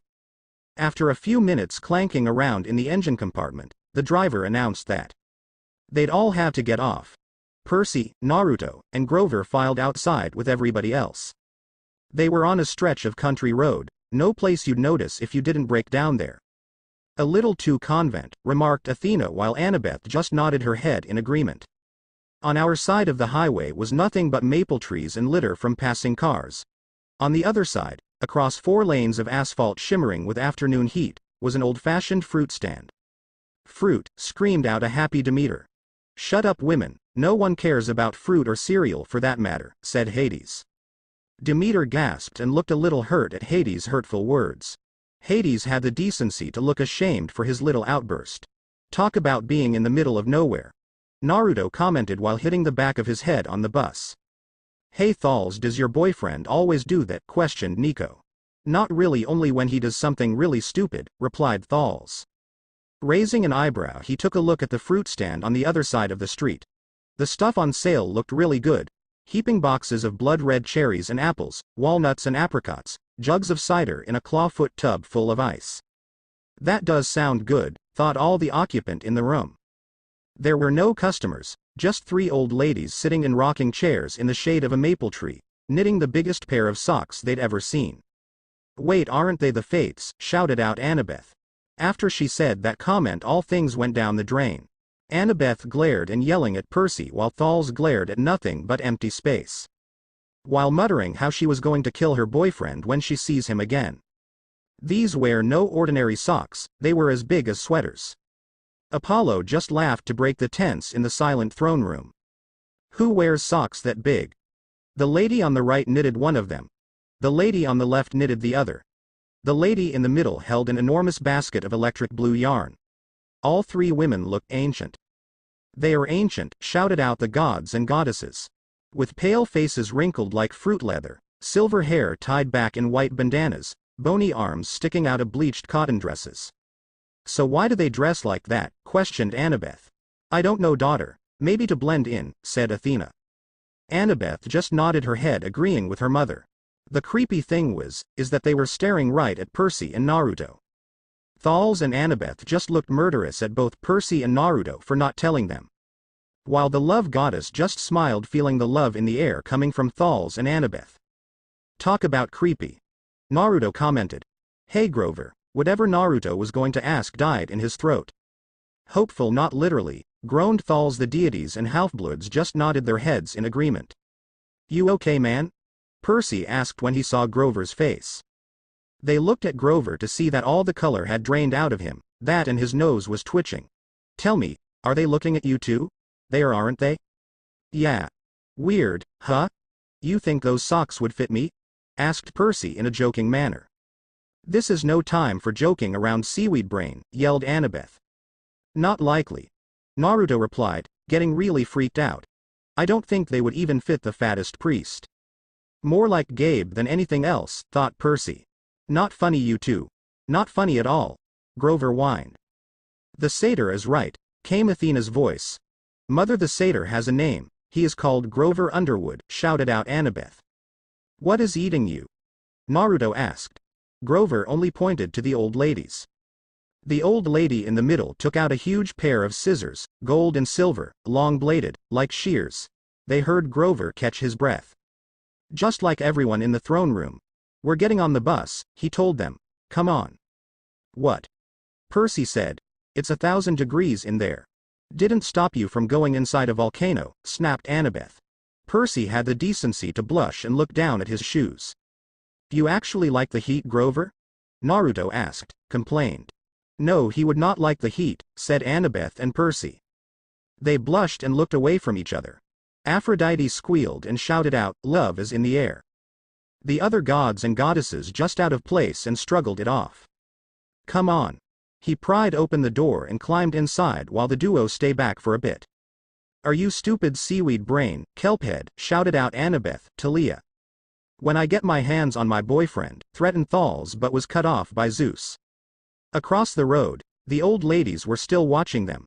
The middle one cut the yarn, which they could hear that snip across 4 lanes of traffic. "Well, they are as good as dead," Ares laughed. "Shut up," screeched Thals. She then shot a powerful lightning bolt at the war god. He dodged but didn't see the second lightning bolt until it was too late. Ares blacked out due to pain while the demigods and the other gods looked at Thals with widened eyes. Her 2 friends balled up the electric blue socks, leaving me wondering who they could possibly be for, probably for Bigfoot or the man in the moon. Naruto rolled his eyes and climbed into the bus. "Come on, let go see Grover before he pisses himself." "Grover knows that it marks the end of a life," said Annabeth to the other demigods. While the demigods just nodded their heads. At the rear of the bus, the driver wrenched a big chunk of smoking metal out of the engine compartment. The bus shuddered, and the engine roared back to life and everyone cheered. "If they knew what they were actually cheering for, then they would be crying," said Athena. "Darn right," yelled the driver. He slapped the bus with his hat. "Everybody back on board." "Oh, just in time," Naruto drawled as he walked to the back with Percy. Once the bus got going, Percy got all feverish like he got the flu. Poseidon looked pained that his son might die in that dimension, while Thals worried about Naruto because that string that was just cut might be his. While Naruto started sweating and complaining about the heat. "Language, Naruto," all the goddesses shouted out. Grover was not any better, but he was chattering his teeth like he was cold. "Grover?" asked Percy. "Yeah? What are you not telling us?" "A lot," muttered everyone in the throne room besides Ares because he was knocked out still. Grover dabbed his forehead with his shirt sleeve. "Percy, what did you two see back at the fruit stand?" "Someone dying," groaned Hades. Some of the gods looked at Hades questioningly. The Lord of the Dead sighed, then said, "The underworld is too crowded." "A few old ladies with way too much time on their hand," Naruto replied while putting a hand on his forehead and wiping off the sweat. "Yeah." Percy smirked but lost it at Grover's serious face. "Wait, they're not like Miss Dodds, are they?" "Much worse, young one," whispered Hestia. The demigods looked kind of sad thinking about someone is going to die. But alas, that is a life of a mortal. The look he gave them made it seem worse. What could be worse? A lot of things actually, croaked out the gods and goddesses. Just tell me what you saw. The middle one took out her scissors, and she cut the yarn. Someone is doomed, sadly croaked Hestia with some tears in her eyes. Ares' eyes opened and his glance made its way to Thal's before glaring at her with hate-filled eyes. Percy shrugged. Like it was nothing. Grover closed his eyes and made a gesture with his fingers that might have been crossing himself. But it wasn't. It was something else, something almost older. Very observant, smiled Athena. Now that is odd, he said. You saw her snip the cord. Yeah. So? Percy replied, getting the feeling like it was something big. It's seaweed brain, said Annabeth. Well, sorry, wise girl, smiled Percy. Sea spawn, growled Athena. Don't call my son that, owl head, growled Poseidon. This is not happening, Grover mumbled. He started chewing at his thumb. I don't want this to be like the last time. What last time? My daughter got turned into a tree, snarled Zeus. But she was never supposed to exist in the first place, Hera glared at Zeus. The boys asked, getting freaked out as much as Grover was now. That's impossible, joked Percy. Everyone smiled at the son of Poseidon and focused back to the book. Always 6th grade. They never get past 6th. Grover mumbled to himself again. Grover, Percy said, because he was really starting to get scared. What are you talking about? Let me walk you two home from the bus station. Promise me. That is kind of creepy, smiled Apollo and Hermes. Man are creepy, stupid, and weird, sneered Artemis. Now a little sis, laughed Apollo. Don't call me that. How many eons do I have to remind you I was born first, snarled Artemis. Apollo looked hurt but said nothing. Now it was Artemis' turn to feel ashamed and whispered, sorry. Apollo looked happy now and shouted out, it's okay, sister. This seemed like a strange request, but they promised he could. Geez, Percy, never know you swung that way, laughed both Apollo and Hermes. Percy glared at them while a bright blush spread on his face. The son of Poseidon said, screw you. Apollo and Hermes said, you have just proven our point now. Poseidon got off his throne and walked over to Percy. He patted his shoulder and said, Percy, it's okay to be different. Percy just blushed harder and shouted out, I am not gay. Annabeth glared at both gods and said, you idiots, stop messing around with everything. Artemis and the other goddesses just nodded in agreement. It is no problem, I am going over to his place anyway, Naruto replied. Is this like a superstition or something? Percy asked, but got no answer. Grover, that snipping of the yarn. Does that mean somebody is going to die? He looked at the two mournfully, like he was already picking the kind of flowers that would be best on their coffins. That is when the cogs of Naruto's mind started churning and rapidly. The things that have been happening lately in all the Greek mythology they had been learning finally caught up to him. Those 3 old crones were something that he paled at. Oh crap. What? Percy said, freaked out that Naruto was scared now. Neji was right. Fate, or in this case fates, do exist. Naruto replied, while Percy and Grover gawked at him. This will be the last chapter for today, boomed Zeus. Athena and Annabeth looked as if Zeus kicked their puppy, and so they began to protest. But Zeus was not finished because he thundered, silence. The throne room went into a tense silence until it was broken by Thals. So who wants to read? Questioned Thals. I will, said Annabeth. Okay, Annie, smiled Talia. Thals. Don't call me Annie, angrily shouted Annabeth. Enough, on with the story, thundered Zeus. Do you think Zeus' ego can get any bigger? Questioned Poseidon. Only time will tell, mocked Hades. You said it, brother, laughed Poseidon. Chapter 4. Gabe as PWNED and Grover as a what? Said Annabeth while looking a little confused. The rest of bus ride they listened to Grover freak out to himself the whole way. That must have been annoying, grumbled Thals and Talia. They both smiled but said nothing afterwards, so it was not a surprise that when it was over that Grover had to go to the can. You see, when Grover get upset, his bladder act up. He is properly calling Chiron on a status report, said Annabeth confidently. So when Grover went to the bathroom at the bus station, the boys quickly got away. Genius, remarked Hermes. No, it is not, you dimwit, screamed out the goddesses in the throne room. while Annabeth was glaring at Percy for leaving Grover behind. Percy hailed a cab and they jumped in. East 104th and 1st, Percy told the driver, while Naruto made the shadow clone hand sign. Such a nice boy. I wonder if he likes farming and cereal, or, he can't have been Hades' son because he is so good, muttered Demeter. While Hades thought, dear gods, help my son against my sister, mother-in-law. Percy looked at him oddly when nothing happened. What was that about? As the yellow cab drove them away from the bus station, Naruto replied, I made one outside. You know Grover will freak out as he had been about not being able to protect you. You got that right, seaweed brain, frowned Annabeth, but after a while smiled at Percy. Besides, I think it is time he knows what I can do. He properly does, everyone in the room said. Percy gave Naruto a small smile and said, you know you are going to give him a heart attack.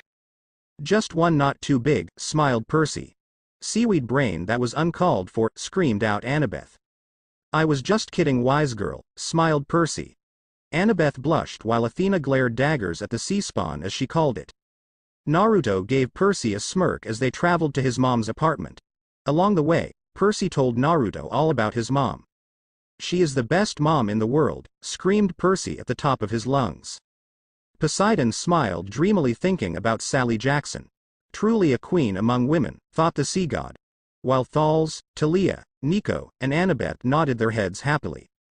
Athena just smiled thinking her favorite daughter has a great mother figure. My mom's name is Sally Jackson and she is the best person in the world. You got that right, said Thales, Talia. That also proves my theory that the best people have the rottenest luck. Percy said as Naruto nodded, having heard that from him a few weeks ago. It true, said everyone in the throne room. 4x. Grover got out of the bathroom and looked around for Percy and Naruto. He only saw Naruto with his arms crossed. Hey Naruto, where is Percy? He is going to freak out when he hears this, thought Annabeth. Everyone else just wait impatiently for the upcoming reaction of the satyr. He went home, Naruto replied, making Grover's eyes widen. Don't worry though, I am with him. That is going to confuse the poor dear, muttered Demeter. He deserves it, that disgrace of a satyr, grumbled Zeus. Father, will you quit blaming Grover about the decision I made? Cried out Talia. Thales said nothing but nodded her head in agreement nonetheless. What? How can that be possible? You were right here, Grover freaked. Shadow clone, sang Thales. Grover, Mr. Brunner was right. Percy is not normal, and in a sense, neither am I. You got that right, he is not normal, snorted out Thalos. Why? Questioned Percy. It's in the book Kelp Head, smiled Thales. Naruto explained, making Grover sweat under the blonde's gaze. Weird shit has been going on lately, and it has been going on most of Percy's life. Me on the other hand, I think that stuff is a bit normal. You would think that, Naruto, thought Thales. The thing with people trying to kill you. Naruto then looked around them to see that the bus station was completely empty. Everyone had left a while ago. I know I am not normal because I have powers that normal humans don't have. You got that right, Captain Obvious, laughed Thales. The other demigods just smiled and wished some of their other friends came to read. Remember that, Grover, because that helped me protect Percy like you want. Grover is going to be grateful to you for helping keep Seaweed Brain alive, smiled Annabeth. Hey, I am not that bad, am I? Questioned Percy. Yeah, you are Kelp Head, said Talia and Thales. Nico just smirked sadly but moved his mouth, saying, you are on your own, man. He said nothing because you should never ever go against an argument with a woman. The end result is that you are going to lose badly. Naruto's form them faltered a bit before it went up in a hail of shadows flying into the nearby shadows. Grover had a look of pure shock on his face. No way, so he has figured it out then, questioned the gods and goddesses. I believe so, replied Thales. 4x. The demigod duo made it to Percy's apartment and paid. Percy looked up at the apartment nervously and said, Naruto, are you sure want to come in? Smelly Gabe is a real jerk and he will not be any different to you. Naruto will be fine, but I can't say anything about Gabe, said Thales. Percy smiled but said nothing. Naruto smiled with a bit of annoyance. Yeah, Percy. You told me about your mom and all her history and I still can't figure why she is with this Gabe. He is so loyal and kind, thought Hestia. How the Hades can Hades be the father of this sweet young caring boy, demanded Demeter. Hades just glared at his sister, mother-in-law again. Don't worry. I won't anger him much. Always be cunning, my son, fondly thought Hades. Uncle Hades, can I adopt Naruto please? Begged Hermes. No, said Hades in an emotionless tone, but on the inside was grinning like a madman. I am getting a bad feeling about this, Percy said as they entered the building, hoping his mom would be home from work. No, she was not, sadly thought Percy, thinking back on that fateful day, but decided to listen more to see if anything changed in this dimension. Instead, Smelly Gabe was in the living room, playing poker with his buddies. The television blared ESPN. Chips and beer cans were strewn all over the carpet. Nope, same old, angrily thought Percy. Wow, it is worse than I expected. At least I agree with him, smiled Percy. The gods and goddesses looked disgusted but said nothing. Naruto thought with a deadpanned expression. Hardly looking up, Gabe said around his cigar, so, you're home. Who is your loser friend? He is not a loser, he is my son, an anger, Hades thought. The other demigods thought the same thing and all of them became vocal about it. Like Thal's thinking, just wait until the girls back home hear about this, and started to giggle to herself. Or Nico thinking about, Gabe is going to pay for insulting his older brother. Percy frowned and angrily thought, how much an asshole Gabe was.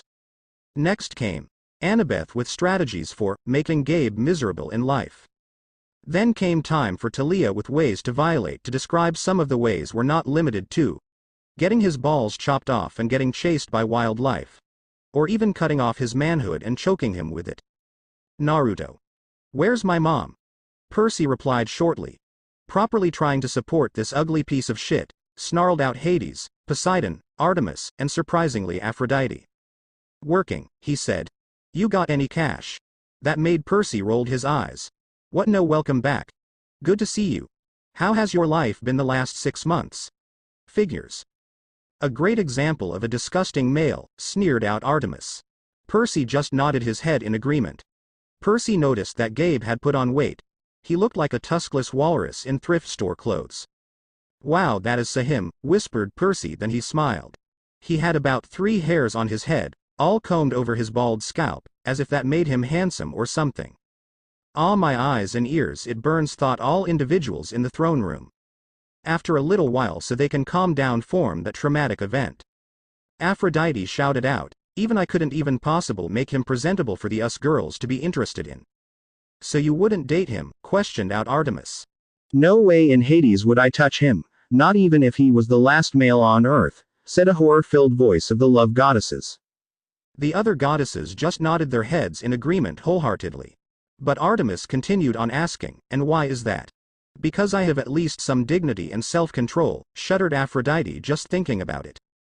Artemis just snorted, but in the back of her mind the respect for Aphrodite went up a notch or two, but would never admit it to her face or other relatives ever. This guy managed the electronics megamart in Queens, but he stayed home most of the time. Of course can't do anything, can he, thought everyone in the throne room, and then sighed. It was a wonder why he hadn't been fired long before. He just kept on collecting paychecks, spending the money on cigars that made Percy nauseous, and on beer, of course. Do you think Perseus was hit? Questioned Hestia. If my son was hit, then that mortal will face my wrath, an infuriated Poseidon shouted out. Everyone just held their breath waiting for the book to explain. Always beer. A growl escaped the sea god with worry for his son and past lover. Whenever Percy was home, he expected him to provide his gambling funds. That's outrageous, disgusting, snarled out all the goddesses. The female demigods just nodded their heads in agreement, while the gods and rest of the demigods just stood quietly but had a look of anger in their eyes. He called that their guy's secret, meaning, if he told his mom, he would punch his lights out.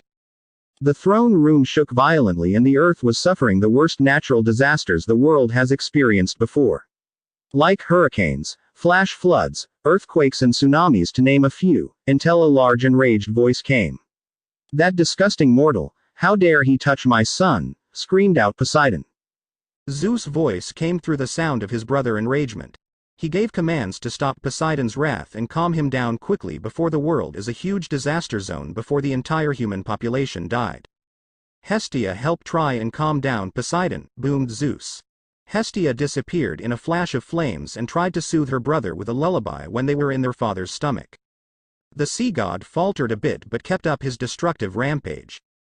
Annabeth called out to Percy to try and help calm his dad or use his powers to negate some of his father's damages done to the earth, due to his unbridled rage against Gabe and sadness for his son and his lover Sally.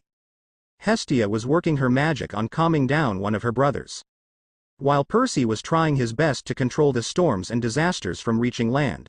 He was also trying to keep it in the oceans while the earthquakes happened, of course, but not as powerful as it could have been.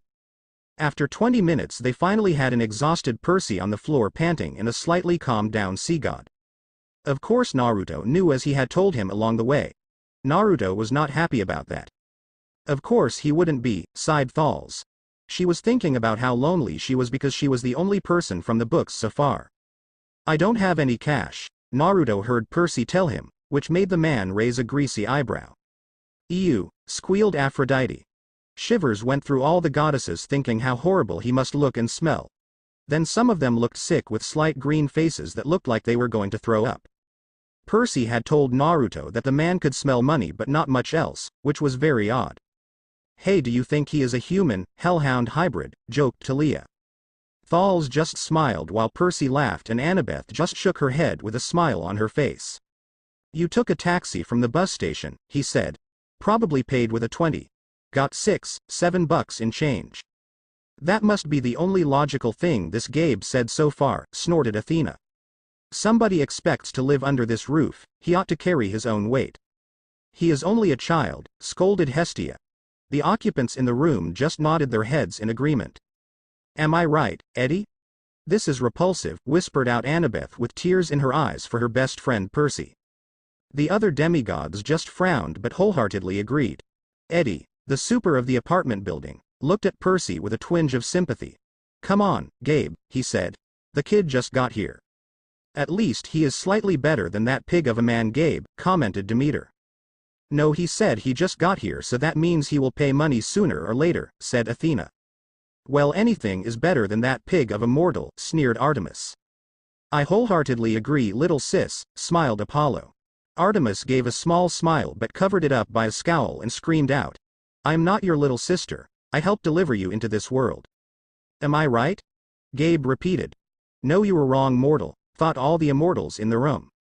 While the half-bloods just thought the same as their parents. Eddie scowled into his bowl of pretzels. The other two guys, Naruto noticed, passed gas in harmony. I think I am going to hurl, said all the goddesses. Except Artemis, because she had spent time with pigs, assholes, boy, or even bastards at some point. Or as she called them for better purpose, a fine example of a disgusting males. But the moon goddess looked a little green. Fine, Percy said. He dug a wad of dollars out of his pocket and threw the money on the table. I hope you lose. So do we, thought gods and demigods alike. Before anything could be said or done, Naruto put a hand on Percy's shoulder and the money. What are you going to do? Questioned everyone in the throne room. Percy looked at Naruto oddly before he noticed the gleam in Naruto's eye. Oh, Gabe was so screwed. How, ran through all the minds in the throne room. How about I play? You can take my money if I lose, Naruto said. Percy smirked, he knew from experience. I wonder how badly he beat you. Hopeful not too bad, mocked Annabeth. Percy just blushed and thought, he properly kicked my butt 6 ways to Sunday. And a lot of others at school too. That Naruto never lost at card games, and he didn't even know how to play some of them. That is talent, smiled Hermes. Everyone thinking how good their lives would be if they had that luck. I wonder if he would beat Chiron at Pinnacle. If he does, then Tyche herself must favor him, muttered Dionysus. What? A brat like you? Gabe said, eyeing Naruto. He is not a brat, you tuskless walrus, snarled out Thalls. Afraid of being beat by a kid? Naruto smirked. Besides, I got $100, are you going to pass up on that? I wonder where he got all that much he could get, said Apollo. Well, his father is the god of wealth, smirked Hades. Demeter just rolled her eyes at her brother, son-in-law. Poseidon just sighed and said, can we please get back to the story so I can find out what happens to my son and Gabe's fate? That got Gabe's attention. Of course it did, thought everyone in the throne room. Even though he was mad, Naruto did have money. He would win it from this brat and rub it in his face. I don't think it is going to turn out that way, mortal, sneered out Hera. While Hestia just nodded her head, agreeing with her sister. Fine, sit down and play. He is so going to regret that, smiled Thals. Good. Naruto sat down and leaned over to Percy. This will be over soon. Very soon, smirked Thals. Zeus looked at his daughter and frowned at her relationship with this son of Hades. You should get settled in, it is your place after all. Oh, how I wish I had a son like that, all the goddesses said except Artemis. She often thought about have a child but brushed it off because her hunters, especially Zoe, she considered her children. As the game began, Percy nodded and left. He hoped Gabe would so lose to Naruto. Well, do you think he would lose to a walking beer can, mocked Thals. Annabeth and Talia just smiled and high-fived Thals. Annabeth on the right and Talia on the left hand. Talia just thought her book self was awesome and couldn't wait for her appearance. He slammed the door to his room, which really wasn't his room. It's not, threatened in anger Poseidon. During school months, it was Gabe's study. What in God's name does he study? Shouted out everyone in the throne room. Then they looked at Percy for an answer to their question. Percy just struggled and said, nothing, absolute nothing. All the people in the room just chuckled and began to listen to Annabeth read. The man didn't study anything in there except old car magazines, but Gabe loved shoving Percy's stuff in the closet. Of course he acted like an overgrown bully, angrily snapped Hestia. The Council of Gods just nodded their heads in agreement surprisingly, while Hera gave a small smile thinking they are becoming a big happy family finally. Leaving his muddy boots on my windowsill, and doing his best to make the place smell like his nasty cologne and cigars and stale beer. If he also hits Sally, then heads are going to roll. Ancient rules be damned, dangerous thought Poseidon. Percy dropped his suitcase on the bed. Home sweet home. Oh joy. As he thought about other stuff, he didn't know how much time had passed. Properly only 2 hours or so, said Hades. Why would that be, questioned Demeter. Because women poker games should on average only last that long, smirked Hades. Oh, muttered Demeter while she blushing madly. The rest of the occupants just snickered and giggled softly. He walked to his door in time to hear two things. Gabe's crying out. Ah, sweet music to my ears, smiled Percy. Which he knew from experience that it was the cry of a loser. He is a loser, shouted everyone in the throne room. And his mom calling him. Ah, Sally, dreamily thought Poseidon. It seemed that she was home now. Which is good, smiled Hera thinking about how good of relationship a mother and son shared. How she wished she could share a relationship like Sally and Percy shared. Hera was a little saddened because her sons didn't treat her like a mother. For one, Ares was not loving because he loves bloodshed and also a god of war. But Hephaestus was the closest she would properly ever come close to that relationship, but she blew it up big time. She threw her son Hephaestus from Olympus when he was a baby when she thought he was imperfect. But as an apologue she made Aphrodite marry him. Worst mistake of the century. She truly loves Hephaestus as a son and deep down she wants to apologize for all the horrible things she had done to him. I think this day just got better. She opened the door and looked at Percy with a smile on her face. Oh, Percy. Ah, how sweet, squealed Aphrodite. She hugged him tightly. I can't believe it. You've grown since Christmas. Now that is a caring mother, snarled Hephaestus looking at Hera in a longing sort of way. But looked back to the book and remained silent. Thanks, Mom, Percy said. Her red, white and blue Sweet on America uniform smelled like the best things in the world. Chocolate, licorice, and all the other stuff she sold at the candy shop in Grand Central.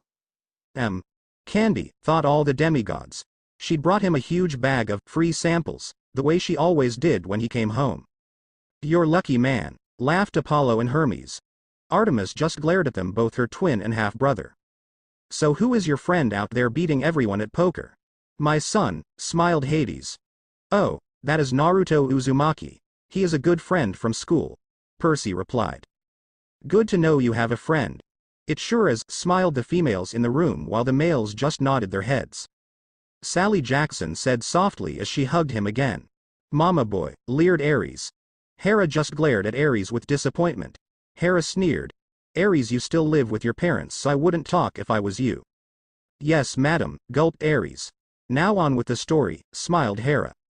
Percy then began to tell her all about his school year at Yancy Academy. It seriously was not as bad as the headmaster said it was. It wasn't, joked Annabeth. Oh shut it wise girl, joked back Percy. He didn't really tell her much about the museum because it still freaked him out. I still remember it sometimes because it stands for the beginning of my demigod life, stated Percy. It's okay seaweed brain, smiled Annabeth while had a small blush on her pretty face. I know wise girl, blushed Percy. Oh will you two quit will the lovey-dovey stuff, leered Ares. Aphrodite snapped at him screeching out, no keep on going dears don't listen to Ares. While Poseidon, Athena glared at each other thinking it's her fault that their son, daughter are falling in love with each other. Hestia just coughed to get everyone's attention and suggested that we finish reading. Did something scare you? Yep some dangerous monsters, smiled Nico. That is the normal life of a demigod, laughed Percy with a smile on his face. No mom. Percy lied. Don't lie to your mother, snapped Hera. Sorry, replied Percy. Zeus coughed and questioned, could we please continue wife? Hera just nodded her head and now glared at Zeus thinking about how unfaithful he is. But whatever happened seemed to revolve around both me and Naruto, he said making her eyes widen. She knows, whispered the gods. Some were giving Poseidon a small glare for giving their secret away. But Poseidon waved his hand and said, clear-sighted mortal. So, Percy found a friend like himself. Everyone smiled because it is good to have friends to back you up if you get into trouble. That is good because if he ever got to that world, he would really need a friend. That is right, smiled the demigods. Mrs. Jackson thought to herself. From the other room, Gabe yelled, hey, Sally, how about some bean dip, huh? Figures, even if he is beaten, he is still a jerk. Yep, said everyone. Percy thought while grinding his teeth. Like everyone the throne room was doing right now. Oh never mind. Your brat of a friend got it for us, came Gabe's voice again. Thanks Naruto, thought Percy. Percy gave a weak smile when he heard that. I owe you for this Naruto. I have a surprise for you, Sally said. Oh I love surprises, said Hermes, Apollo, and Aphrodite. We're going to the beach. Percy's eyes widened. Montauk? Poseidon smiled dreamily and sighed. 3 nights, same cabin. When? She smiled. As soon as I get changed. He couldn't believe it. They hadn't been to Montauk the last 2 summers, because Gabe said there wasn't enough money. Yeah because he drinks or loses it all anyways, sneered the females. He then looked at her hopeful and said, can Naruto come too? Ah how sweet, smiled Aphrodite. Percy just blushed because he realizes how Aphrodite looks like Annabeth. He can pay I am sure after the beating he gave Gabe. Properly kicked his ass good, smirked Thalls. Percy smiled at her and nodded his head hoping that he did. She laughed and nodded her head. I don't see the problem with that. Wow she is so nice. Hey Uncle P you pick good women, shouted out Hermes and Apollo. While the others besides Zeus because he is too proud nodded their heads in agreement. With that they left his room and walked out to see a steaming Gabe and a smirking Naruto. Oh he just got owned, laughed Percy, Hermes, and Apollo. The others in the throne room just rolled their eyes but smiled at Percy. Gabe's friends were looking at Naruto like he was the poker god. Well he is a half god, said Hades. Gabe looked at them and regained his composure and said, you were in there a long time. So, screamed the females in the room. Apollo put his hands up and said, now ladies. The females just glared at the sun god and screamed back to shut up. Oh we were just talking about the trip, Sally said happily. He will properly try and deny you from going, spat Artemis. You are right, said Percy. Gabe's eyes got small. Just like his brain properly, smiled Athena. No owlhead he doesn't have a brain to begin with, came Poseidon. Who asked you fish face, hotly said Athena. Aphrodite just grinned and began to watch the show unfold. The trip? You mean you were serious about that? No they weren't they were planning on staying at home all summer for your enjoyment, snarled Artemis. Percy smiled gratefully at her and the goddess just nodded her head back. Apollo looked at the two questionable but said nothing. I knew it, Percy muttered. He won't let us go. He better, threatened Poseidon. Of course he will, his mom said evenly. Your stepfather is just worried about money. Yeah money that is yours and Percy's, said Poseidon. The demigods in the room nodded their heads in agreement. That's all. Besides, she added, Gabriel won't have to settle for bean dip. I'll make him enough. 7-layer dip for the whole weekend. This is making me a little hungry, said Ares. Apollo and Hermes nodded their heads, agreeing with their half-brother. Guacamole. Sour cream. The works. Ah, bribery, fondly said Hermes. Gabe softened a bit. So this money for your trip, it comes out of your clothes budget. No, not the cloths, screamed out Aphrodite while whimpering a little. Right, because I lost most of mine to this brat. Like you would pay even if you won, snapped Percy. The females nodded their heads, while the men were thinking what a disgusting mortal, maybe it is a monster. The fat man said while jutting his pudgy finger at Naruto, who had an innocent look on his face. Yes, always look innocent, smiled Hermes. The others in the throne room just chuckled at Hermes' antics.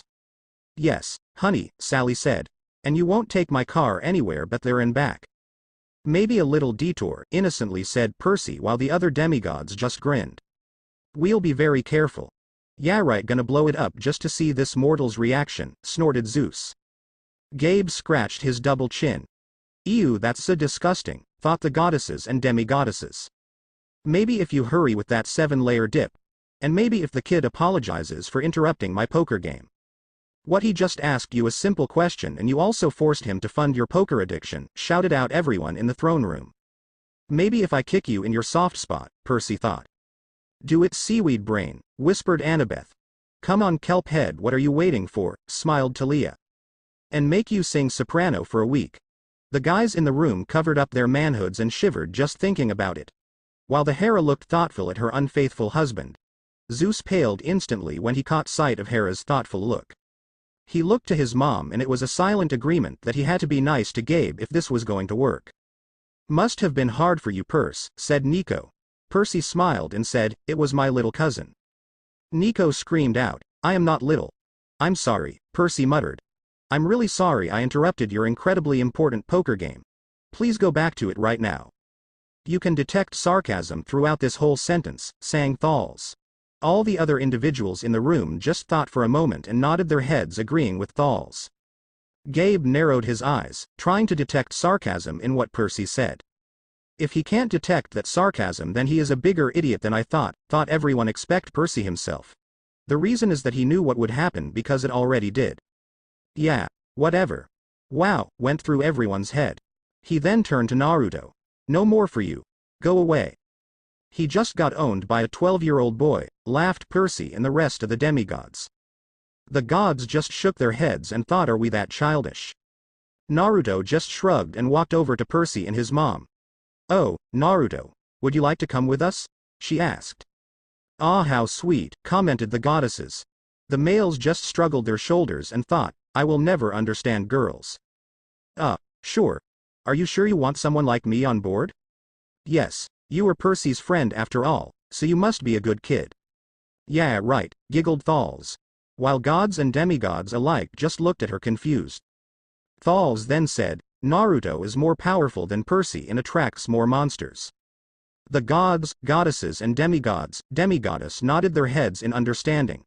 They began to listen to the book again with newfound interest. Sally replied, making Gabe rolled his eyes. Okay then. I hope you don't mind me paying for my stuff since I now have quite a bit of money. I wonder how much, thought everyone in the throne room. Naruto said, pocketing his money, which was about $500. Wow, exclaimed the demigods, and the immortals just looked impressed. I wonder if he could clean out all the money in a casino, thought Hermes and Apollo. He smirked when he heard Gabe complain about having to pay for Naruto's trip. Well, technically your friend's money could pay for their trip and he could spend your money elsewhere, said Annabeth. Thank you. Sally said with a smile because she heard it too. She's so sweet, squealed Aphrodite. Poseidon grinned fondly and whispered, that is the reason why I was drawn to her. Once we get to Montauk, we'll talk more about whatever you've forgotten to tell me, okay? Well, she is smart. I wonder how fish brain here got Sally, muttered Athena. Poseidon glared at her and said, it was love bird brain. Ah, that is sweet, squealed out Aphrodite, again making the people in the room cover their ears. She said to Percy. Naruto just knew that he told his mom about a little of what happened. Not the whole truth but also not a lie. I like it, smiled Hermes and Apollo. Oh Naruto. Do we need to go to your place for you to pack? Shadow travel is the best powers to have ever, shouted out Nico while Hades smiled at his son. Before Gabe could complain, Naruto replied, "Nah, I got my stuff with me. Since I hung out at Percy's dorm at Lot, I hardly ever went home to my apartment, which is the halfway point from here to school." "Well, that is convent," said Percy. Percy also wondered if Naruto ever watched over him when we were separate. "Oh. Okay then," Mrs. Jackson said, thinking that Naruto probably left his stuff somewhere near here. "If he is a ninja, then doesn't he have it on him?" questioned Apollo. The room became silent, not even a cricket chirp. Apollo looked around, but his eyes landed on Artemis, his twin. She had a shocked look on her face. Finally, after a couple seconds, she shouted out, "Who are you and where have you done with my brother?" Apollo just stuck out his tongue out at her. Hermes whispered to the demigods and said, "Watch this in 3, 2, 1, and 0. The retaliation of an anger Artemis was a sharp silver arrow to her brother's face. The room was silent for a moment, then laughter filled the once silent room. After the gods and demigods alike calmed down, Thales said, "Oh, and to answer your question, Apollo, he would have his stuff in the form of storage seals." She then gave Percy a smile and went to make the dip for the fat dip. An hour later, they were all ready to go. "Get out of there and leave that horrible mortal, Sally," shouted Poseidon and all of the other goddesses.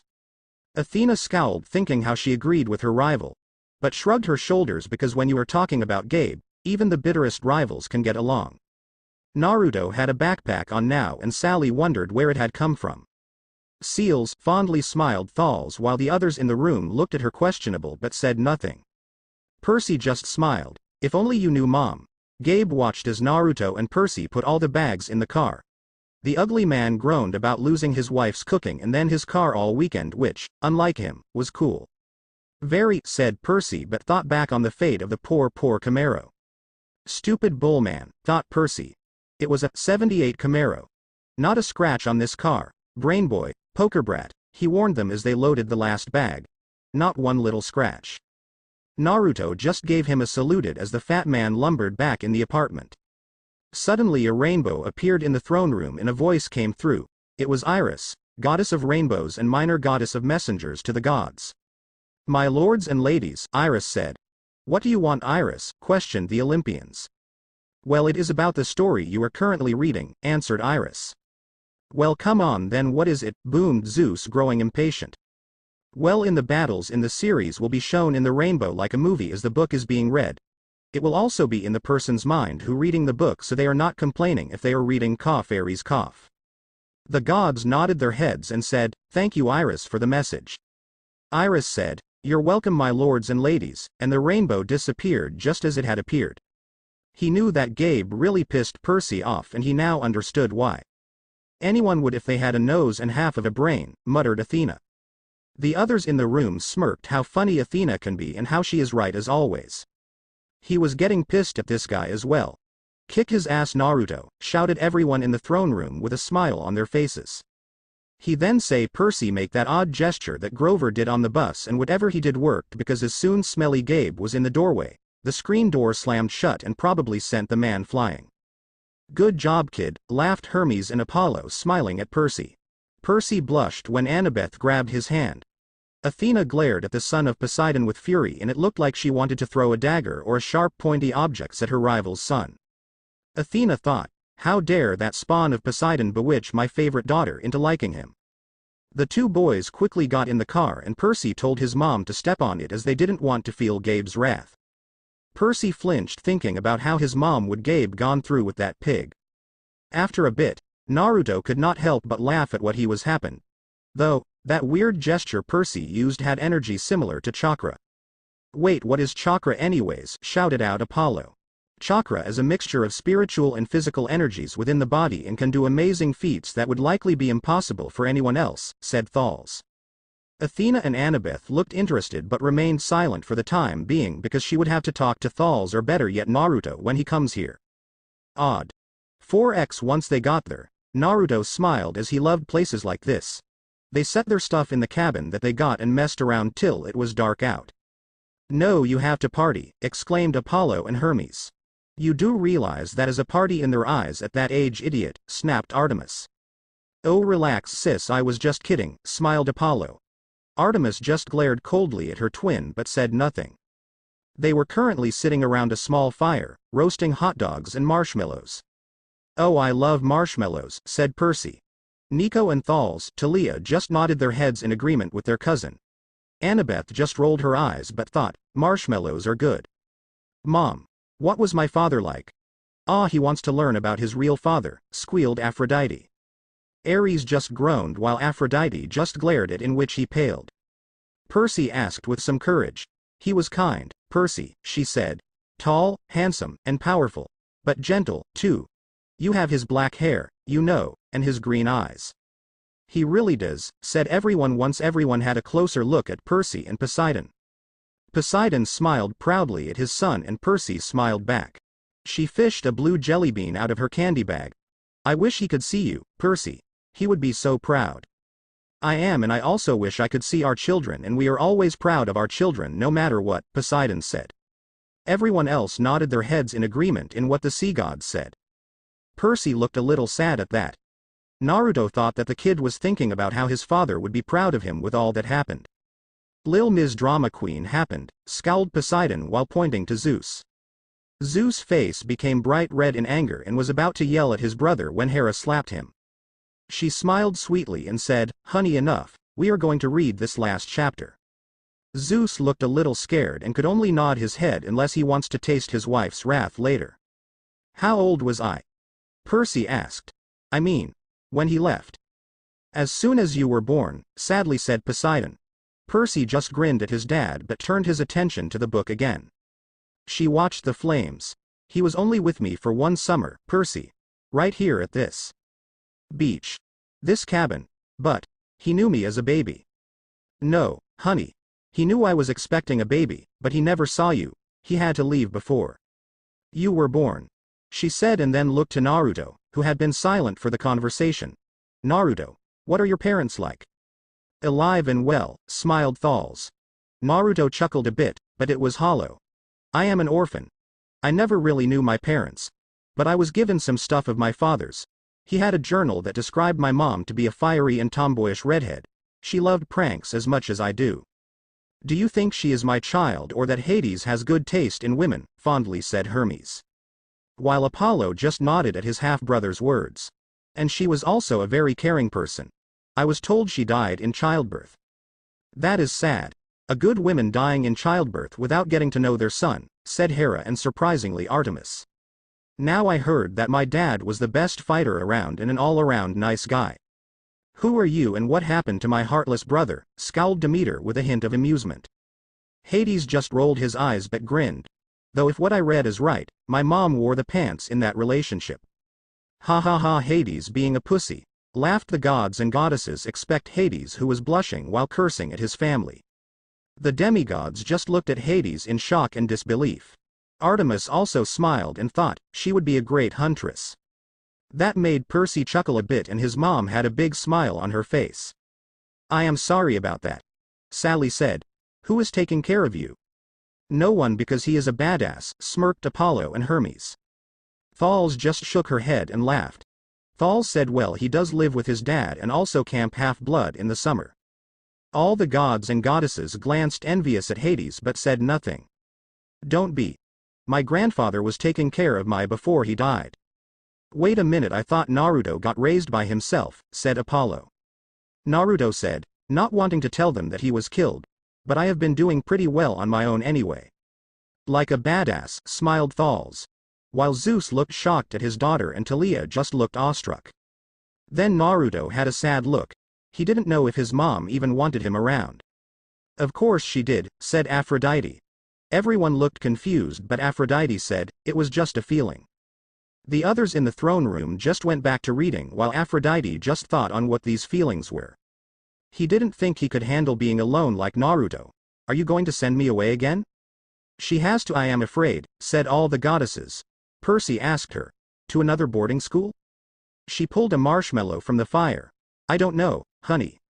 She is so caring, said Hephaestus while glancing at his mother. Hera had the decency to lower her head down in shame for the stuff she did to Hephaestus all those eons ago. Her voice was heavy. I think I think we'll have to do something. Because you don't want me around. Perseus Jackson, everyone shouted at the son of Poseidon.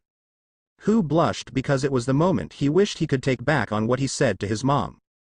But he regretted the words as soon as they were out. Good, said everyone. Her eyes welled with tears. She took his hand, squeezed it tight. Oh, Percy, no I have to, honey. For your own good. I have to send you away. This made Naruto quirk an eyebrow. Okay. The way she is saying this means she knows something like Grover and Mr. Brunner. She does, said everyone in the throne room. Because I'm not normal, Percy suddenly said. You say that as if it's a bad thing, Percy. But you don't realize how important you are. She right you know, said Annabeth but blushed and looked away from Percy. Percy smiled at Annabeth and looked at the book again with a small blush on his face. I thought Yancy Academy would be far enough away. I thought you'd finally be safe. Safe from what? Oh, anger immortals and monsters, smiled Nico, Annabeth, and Talia. Percy just shook his head and Thalls just laughed. Percy asked though when he locked eyes with her, all the memories of weird shit happening to him had surfaced. Before anything else was said, Naruto cut in. Percy, not being normal is not that bad. I mean look at me. I have, this powers and I am fine. A lot of powers that is for sure, said Thalls. The gods and demigods just looked questionable at Thalls but she just said, it's in the book. Mrs. Jackson looked at him oddly and he sighed knowing that he would have to show her. He held out his hand and swirling ball of energy formed in his hand. Interesting, it describes he can control air and maybe other elements, said Athena. While the others looked interested as well and paid more attention to the book. Percy's eyes widened and said, you never showed that one to me, only those shadow clones. Shadow? Could he be just like Percy, a son of the big three? Right as always Sally, said Annabeth, Nico, Percy, and Talia. Sally thought as she eyed the ball before it dissipated. She gave Naruto a grateful look and continued on. I've tried to keep you as close to me as I could, she said to Percy. They told me that was a mistake. It is because of monsters' attack, said some of the gods. But after some glares from the goddesses back down.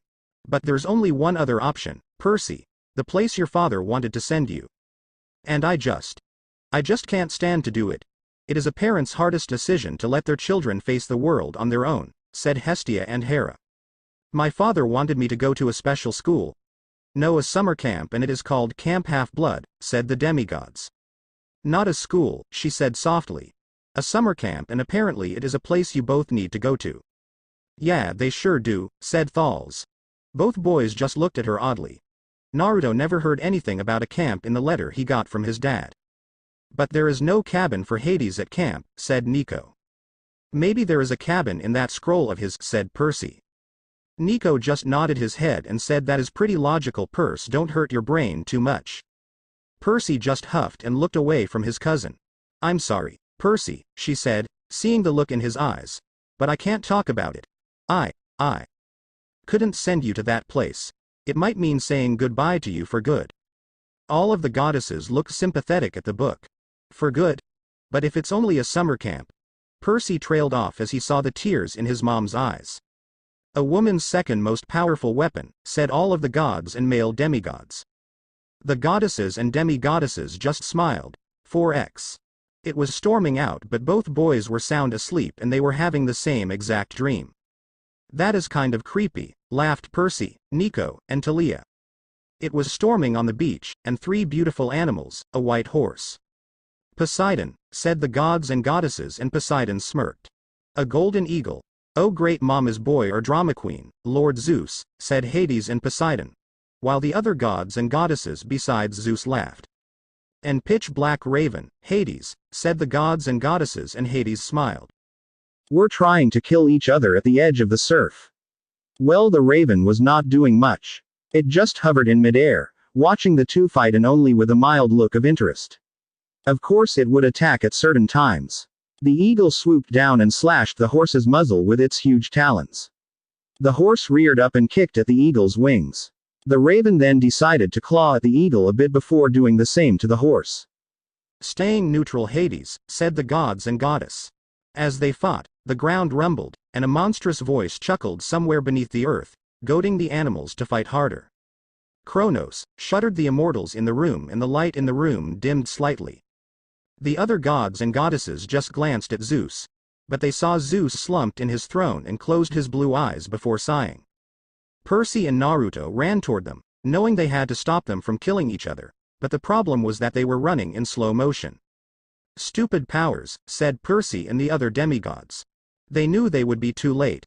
They saw the eagle dive down, its beak aimed at the horse's wide eyes, while the raven decided to help out its flying companion. "Oh, Uncle Poseidon, you just got double-teamed," said Apollo. Poseidon waved his hand and splashed Apollo's face with 10 gallons of Arctic water. The two boys had enough and screamed, "No." Thankfully it was just a dream, and they woke up with a start like it was a nightmare. "Sometimes dreams are nightmares," said Athena. Annabeth just nodded her head, agreeing with her mother. Outside, it really was storming. "No duh, Zeus is having a fight with his brothers," said all of the goddesses. "The kind of storm that cracks trees and blows down houses." "Wow, strong storm, that means Zeus is really pissed off for his everyday self," remarked Poseidon and Hades. Zeus glared at them and said, "I am going to kill you someday." The brothers laughed and said, "We love you too, brother." Zeus bellowed out, "Silence." There was no horse, eagle, or raven on the beach, just lightning making false daylight, and 20-foot waves pounding the dunes like artillery. "Now Poseidon is furious. What is going on? A war?" questioned the gods. Athena thought about how her father and her uncles could be furious about to start a war about. Though everyone once in a while they saw that the lightning was covered in black fire, or sometimes they also saw steaming hot water fly up into the sky, but it was a sickly black color. "Geez, Dad and Uncle P and Uncle H, are you at war with Dad?" questioned Apollo and Hermes. Ares also wanted to know because he absolutely loved war because he is a war god. This shit never happens. With the next thunderclap, Percy's mom awoke. She sat up, eyes wide, and said, "Hurricane." Percy knew that was crazy. Long Island never sees hurricanes this early in the summer. "Uncle P, how could you forget about the time of the year?" mocked said Apollo. Poseidon waved his hand again, and another 10 gallons of Arctic water splashed on his face.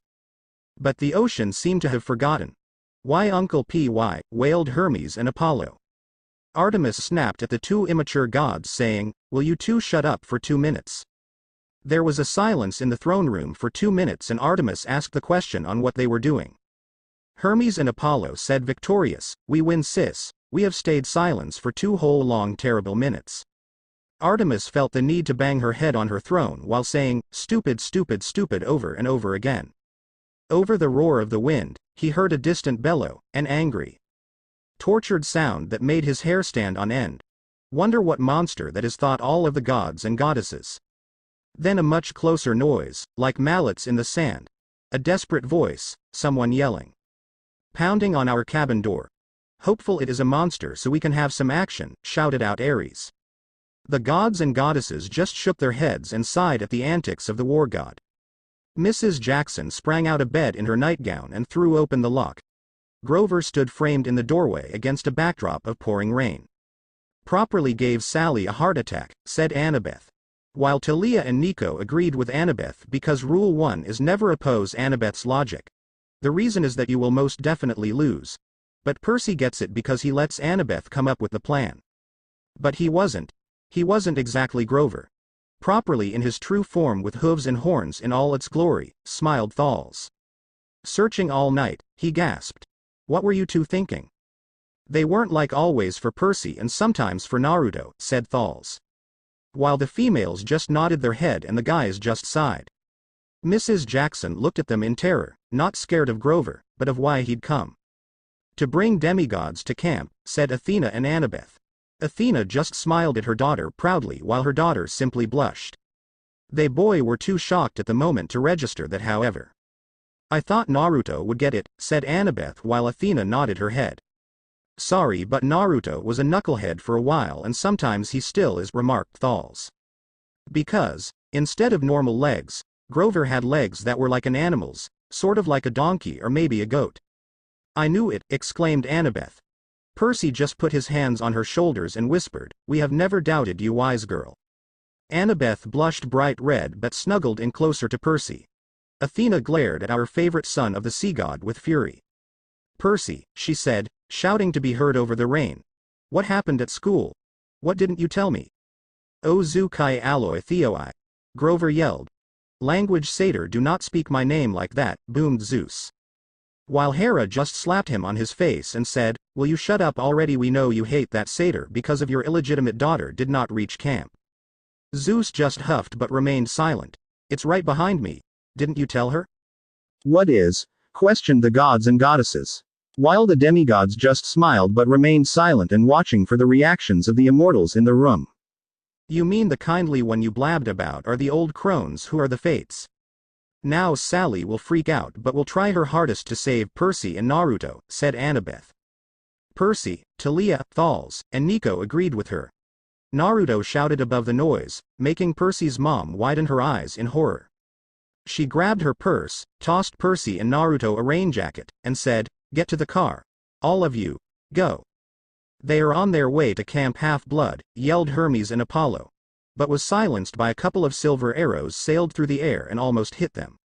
Artemis just smiled while cleaning her bow and looking innocently at the others in the throne room. Grover ran for the Camaro, but he wasn't running, exactly. He was trotting, shaking his shaggy hindquarters, and suddenly his story about a muscular disorder in his legs made sense to me. That would explain how he could run so fast and still limp when he walked.